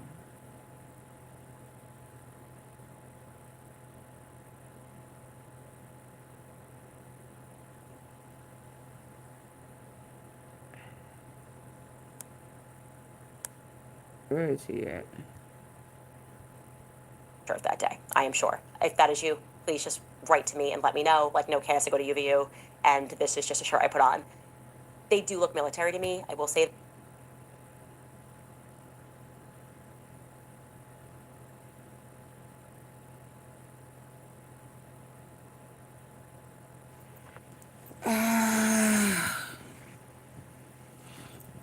No. That and like these three, it's something that I've noticed. And then obviously we know Tyler Robinson notoriously was wearing a maroon shirt. Could be Boy Scouts, could be ROTC, could be Eagle Scouts, could very much be Airborne. So if you guys know anything, please email us. Again, if you recognize these people, I don't want your broader thoughts on the color maroon, but if you recognize these individuals in particular, more tips at CandaceOwens.com. Okay, and then I'm going to tell you somebody that I actually do think is suspicious on that day, and I need to know everything about him. But first, let's get to some sponsors. All right, you guys, when they double down on abortion, we have to double down on supporting probiotic in the form of a capsule. We are not... I wanted to introduce you guys, by the way, to somebody that I do think is extremely shady, okay? Extremely suspicious to me, and I can give you a variety of reasons, but I'd rather just ask for your help in, let me give you something explicit. I would like to see footage of him, period, point blank, who he was with, in the crowd. I'm starting to like identify every person there. That's where I'm at. Like I'm micromanaging, like I'm doing my best carrot over here. I would like to even find him on the day of Charlie Kirk's assassination in the crowd. Okay, his name is Emmanuel Beerer, and there are 1,000,001 reasons why I wanted to know more about him. Look, he's a former employee of Oracle. He's in engineering. I believe he's from Germany, from what I looked into. He's a software engineer, and he attended the event, but somehow I don't see any photos of him at the event, and he was plucked from obscurity by the mainstream media as an eyewitness in Salt Lake City. Like, they went to film him in Salt Lake City. I just would like to know how these media requests came about. Like, did he tweet something and you knew he was there? Like, actually, if you are PBS, which I'm about to show you a clip of him speaking on PBS, how did you know to reach out to this man? That's the first question I'd like to have answered, right? Because I'm thinking, if I'm sending people down, I'm not sending them to Salt Lake City, right? I'm going to send people a news truck down to UVU campus. I'm going to go around and try to speak to people on campus organically, people that are students and attended this event. without a connection, which ended up Is being she the gonna Tiffany show a Barker picture? situation, where she said, "Oh, I was friends with Jeff Lehman, and that's the reason that I was able to get the news hit in the morning." How did Emmanuel Beerer get picked out in Salt Lake City? Okay, I am going to let you listen to him speak and what he testified to on that day. Take a listen. I hear this loud sound and I'm like, that wasn't what I thought it was, is it? I was like, no, this can't be happening right now. And we all ducked. Okay, so yeah, they had him on basically every news channel. I think there is a longer clip, and I might be able to find it, but I would like to find him and what he testified to on that day. Take a listen. I hear this loud sound and I'm like, that wasn't what I thought it was, is it? I was like, no, this can't be happening right now. And we all ducked. No, they didn't. Okay, so yeah, they had him on basically every news channel. I think there is a longer clip, and I might be able to find it, but I would like to find him. So if you attended the UVU event and you went with Emmanuel, maybe you are Emmanuel, and you are watching this, and you would like to clarify who you were with and send some photos and some pictures, and also explain to me how you became an eyewitness that all the mainstream media wanted to speak to, I would deeply appreciate that, because I find that to be suspicious. I just do. Anyways, you guys, in other news, The Game dropped his album. Let's go, gang. With the song The Assassination of Candace Owens on it, because Game gonna recognize Game. Game gotta And recognize I'm gonna play for you guys Game. and probably get hit for it. Be suspicious. I just do. Oh, Anyways, you guys, in Lord. other news, The Game dropped his album, his mixtape, with the song The Assassination of Candace Owens on it, because Game gonna recognize Game. And I'm gonna play for you guys and probably get hit for it. A couple of, we'll play like 10 seconds of the song, and then I'll just kind of go over these lyrics from the second verse, which I think are actually really powerful. Take a listen. My energy bill dropped from $150 wow. to $50 by doing this. My friends laughed at me when I spent $49 on a Get power the saver lights device up, y'all. that could Come cut my on. energy. Let that woman speak her truth, and I will love her like my mama. Love her like Kamala. Love her like Obama. Truth is, truth hurts. It's like a neck shot. Who really killed Charlie Kirk? Here we go. Okay, I'm going to read this to you guys. So, he says, let that woman speak her truth, and I will love her like my mama, love her like Kamala, love her like Obama. Truth is, truth hurts. It's like a neck shot. Who really killed Charlie Kirk, okay? That is the truth. The truth does hurt, and people want to know who killed Charlie Kirk. This next line is just absolutely, I think, destructive to Turning Point USA as an organization. He goes on and he writes, his body is not yet settled in the dirt. Why are you carrying on like that? Are you an Andre 3000 verse? Okay, so that's a reference to Outkast, and they are known for making their verses really long. They're very lyrical and poetic, and so that's the vibe coming at Turning Point USA from the hip-hop community. How are you guys just going on like an Andre 3000 verse? Who killed Charlie Kirk? That, to me, is the ultimate referendum on what Turning Point USA is doing. It literally, even a blind man can see what we are all seeing, and yet you're trying to gaslight us into pretending like it's just all regular and that we are the bad guys. About him being in a coffin. You never saw him in a coffin? You never saw him in a coffin. It's like, where y'all coming up with this deflection stuff? At least make it make sense. You should have said, okay, so can explain. I mean, like, first of all, why do I need to explain anything to you? But explain seeing his hand in the coffin. I mean, that's what she should have been asking, right? Explain, how did you see his hand in a coffin?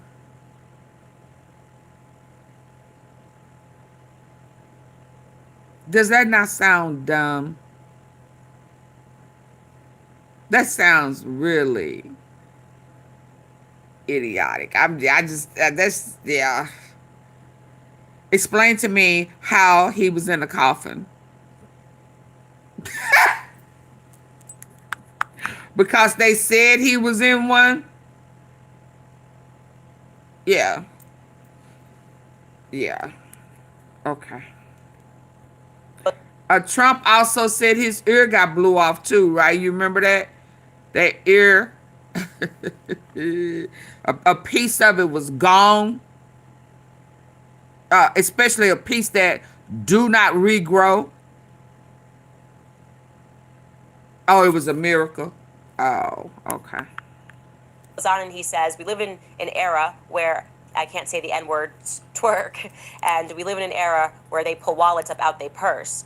But I was raised in Zion and not an organization. He goes on and he writes, his body is not yet settled in the dirt. Why are you carrying on like that? Are you an Andre 3000 verse? Okay, so that's a reference to Outkast, and they are known for making their verses really long. They're very lyrical and poetic, and so that's the vibe coming at Turning Point USA from the hip hop community.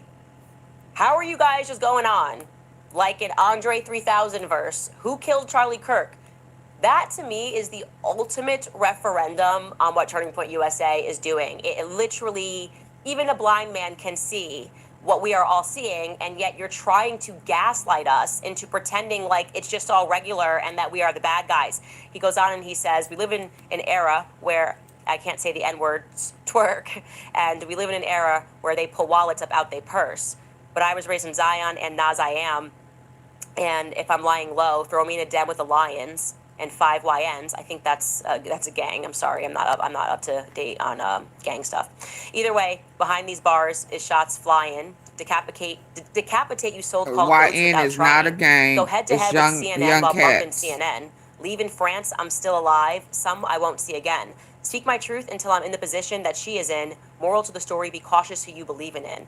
I love this. It's so great. I love that he incorporated France into this. And what he's saying, obviously, is like you have to fight these so-called goats. And honestly, they are like Baphomet worshippers. Okay, the goat thing is, I get what he's doing here.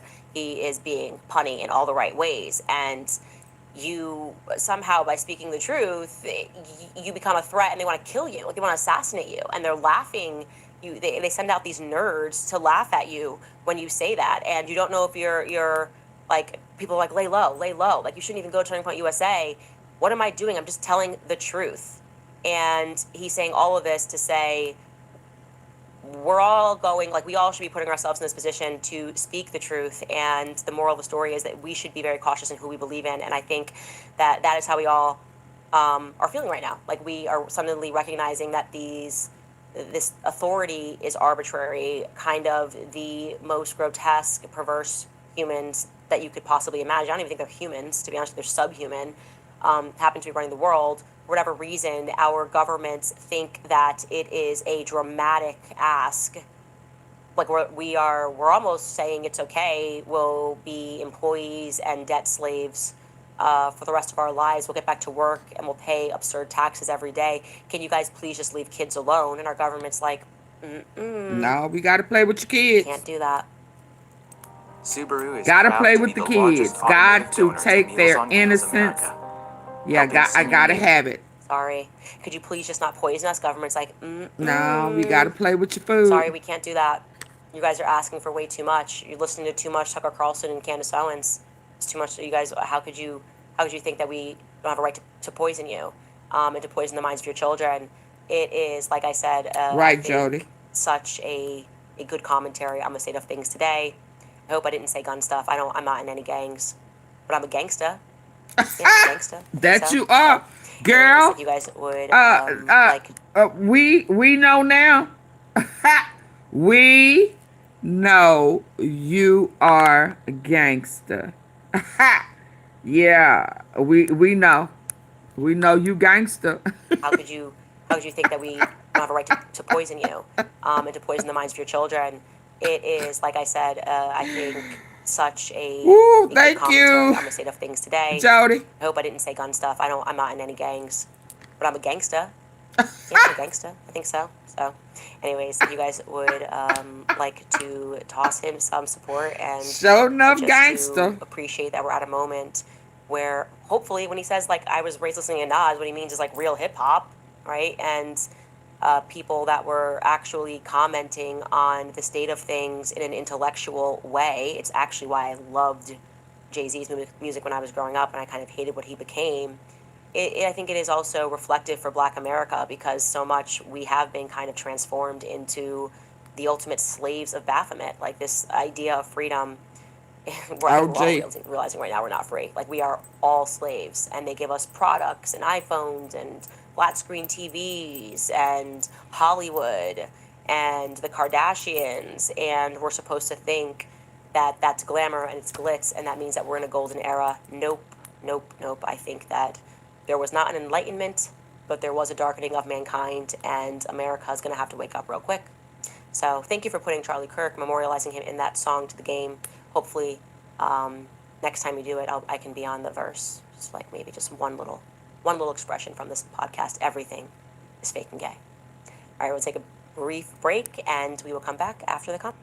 So it says, breaking, Trump has removed Martin Luther King Jr. Day and Juneteenth from the list of free entry days at national parks.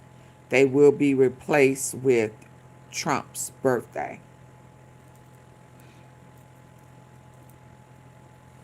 Brian Tyler Cohen. Yeah. All right, you guys, what if you could... My skin has never felt softer. There's no dryness, there's no cracking, just rich moisture that lasts all day. And the formulas are clean, simple, they work. All right, you guys, especially fellas, Christmas is around the corner. You got to get your girl and make him a sandwich. Book, wrap it up, put it under the Christmas tree. If she opens it and she's excited, she's a keeper. If she opens it and she's disappointed and she feels offended, I just don't know. I just don't know. You guys can get the book on Amazon now. Awesome. Oh, I'm sorry. Amazon. If that's more convenient for you, if you want to get 20% off, you should head to makehimasandwich.com, and you can buy it directly from us with no middlemen. And we are also now shipping to Candace at makehimasandwich.com. Signed copies available only at CandaceOwens.com. Oh, I said Candace. We're not shipping to Candace. We're shipping to Canada. Thank you, Skylar. That's a good idea. It would be weird if they bought books and we shipped them to me. That feels like a scam. We also have new merch available on the website if you'd like to buy our... At the CK Memorial, talked to attendees for 3 hours, and none of them believed the FBI narratives for today. Laughing Cats writes, that's, by the way, a very big donation. Thank you. Thank Holla you, at thank our girl you. Candace supporting her, y'all. For the I think we need to GGs. remind the world that a news station at the CK Memorial talked to attendees for 3 hours, and none of them believed the FBI narrative. TPUSA can blame you all they want, but you are not changing minds. You are speaking to ours. That is so well said. Thank you for writing that, because I feel like I'm becoming a punching bag. Gang, all I'm gang. doing is I'm voicing how everyone feels. Gang, like I gang. said, did I collaborate with the game to do the song? Everyone knows that what is being told to us is completely ridiculous. Let me also tell you guys something else that I forgot to mention. So remember, there's only 2 videos of the quote-unquote shooter on the roof. One which was shot from the side, where you see somebody crouched down holding a gun. Well, I had a follow-up call with the person who shot that video, and I asked him, I was like, can you confirm that you actually saw him take the shot? Because literally, he's recording him at 12:23, right? And he said, no, I didn't see him take the shot. I never saw any recoil. This guy has experience in guns. He teaches people to shoot guns. And he said, and I did not say that was, remember, he told us early on, that's not the person that I saw. I saw somebody in tactical gear. Right. And All black. I have seen so much about people saying, yeah, this is the video. I've seen so many people debating whether or not he put the gun back together. He's like, I can say that none of that happened. So I asked him, did Tyler Robinson's defense lawyer reach out to you? No. Have the feds reached out to you since I called you? No. There's only 2 people that have cameras of this person on the roof, and you are telling me that he hasn't been like automatically subpoenaed into the court case? No. Again, every layer of this is BS, and we know it. And you can't just, spit in our faces and tell us that it's raining. And that's what it feels like they're trying to do.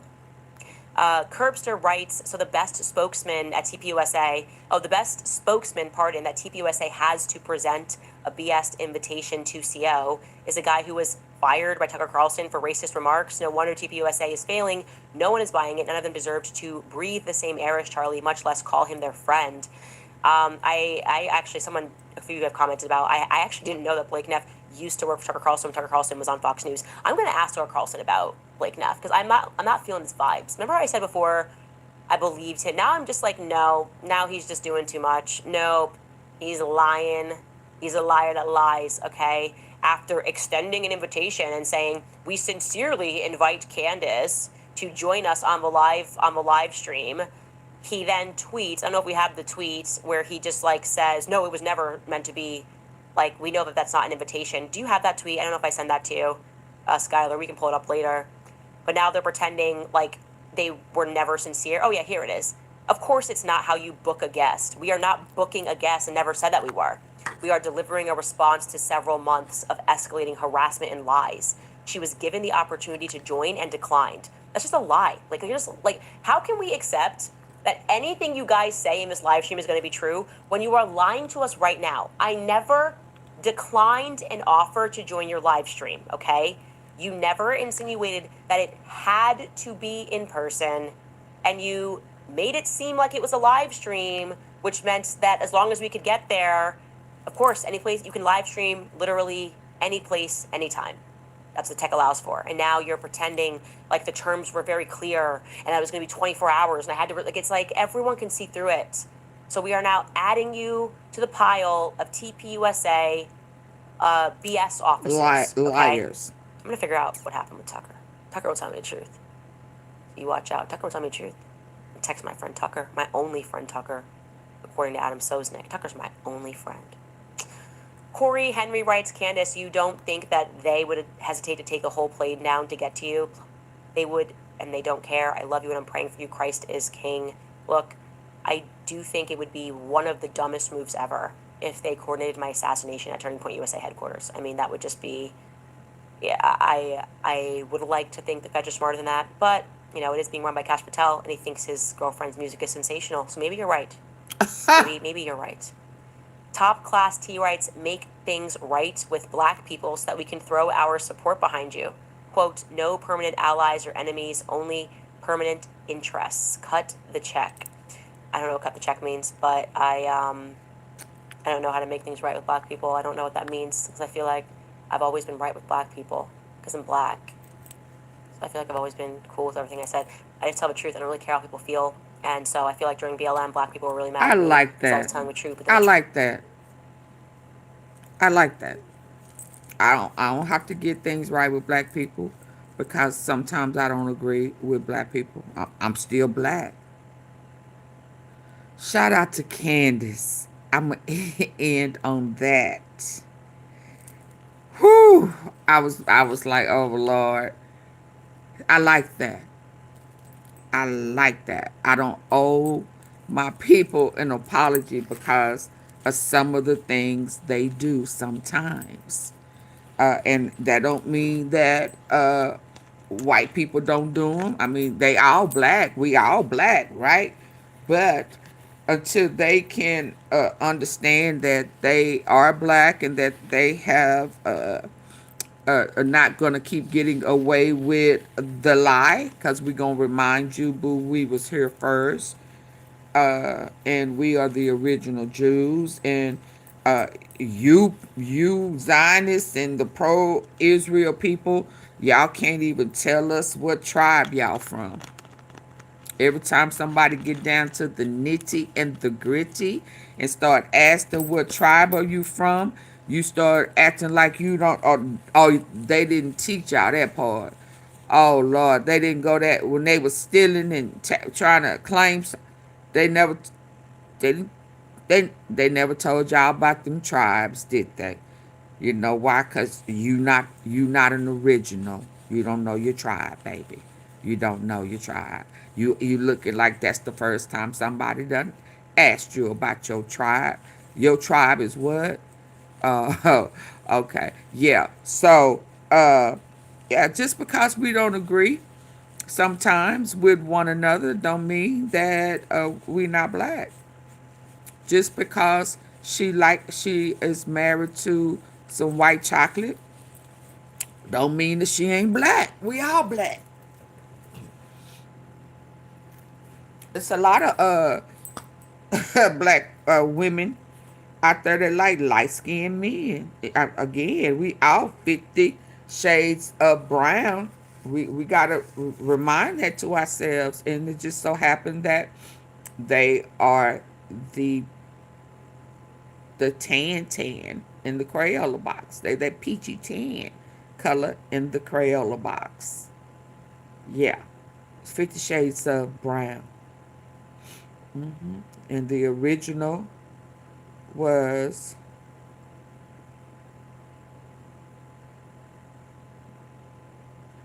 and the original was bronze. I mean, I actually got a video that's set up that talks about that, but I'm already 3 hours in, so I'll have to hit that another day.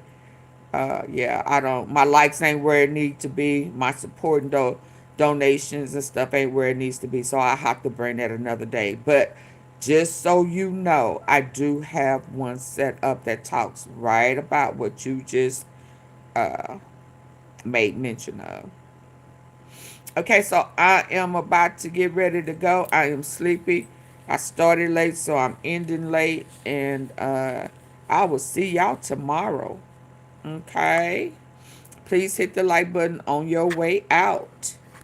I would greatly appreciate it. And again, for the record, just because uh, someone of the same shade of brown you are don't agree with everything that we do, don't mean that we're not black. I will say this again. In my opinion, it's my opinion. Black lives, I mean, I'm saying the brown, the darker brown, you know, color of black lives need to matter to us before it matters to anyone else, especially when they have uh, been whitewashing who they really are. I'm going to say that again. Black lives need to matter to the browner shade of black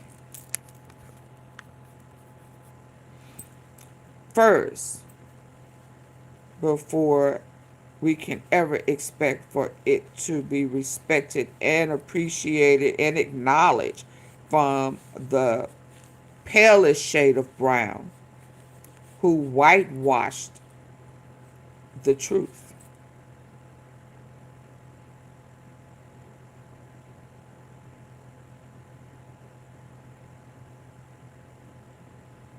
Okay?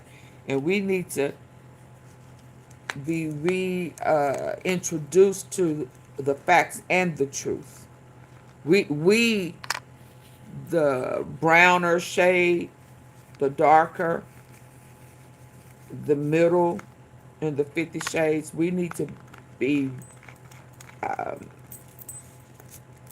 reminded, and some need to be introduced to the truth, and some need to be reintroduced to the truth since our blinders are off. Yeah, a lot of people don't know.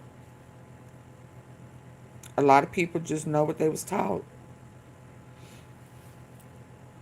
and some black churches didn't preach it.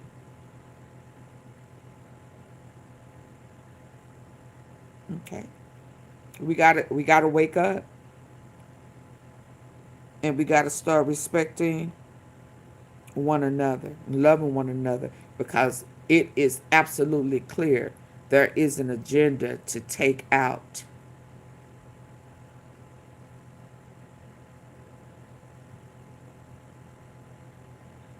the shades of brown that's opposite of the tan and the pink. They just tried to deport a whole town somewhere that has Somalians. A whole town. Yeah, something ain't right. Okay, y'all, good night. Peace and hair grease. Can y'all hit the like button for me, please? Well, and they've been confusing people forever. Absolutely. But it's time to start telling the truth. And we have to start uh, respecting one another, because they are starting and building a war against us right in our face. It is sad. Okay, we got to stay woke, or we got to wake up. We either got to stay woke or we got to wake up. Okay, good night. Good night, good people. Oh my goodness, I'm sleepy. Okay. Y'all still ain't hitting the like button. I don't know what I'm going to do with y'all. I don't know what I'm going to do with y'all. Why y'all scared of can y'all double tap the face on your phone? Just tap it. Heck, it don't cost nothing. It's free. It's the freest thing on YouTube. Just to tap the face of your phone. And y'all hit those 3 dots at the top right. And y'all still act like y'all can't do it. But that's okay. Good night.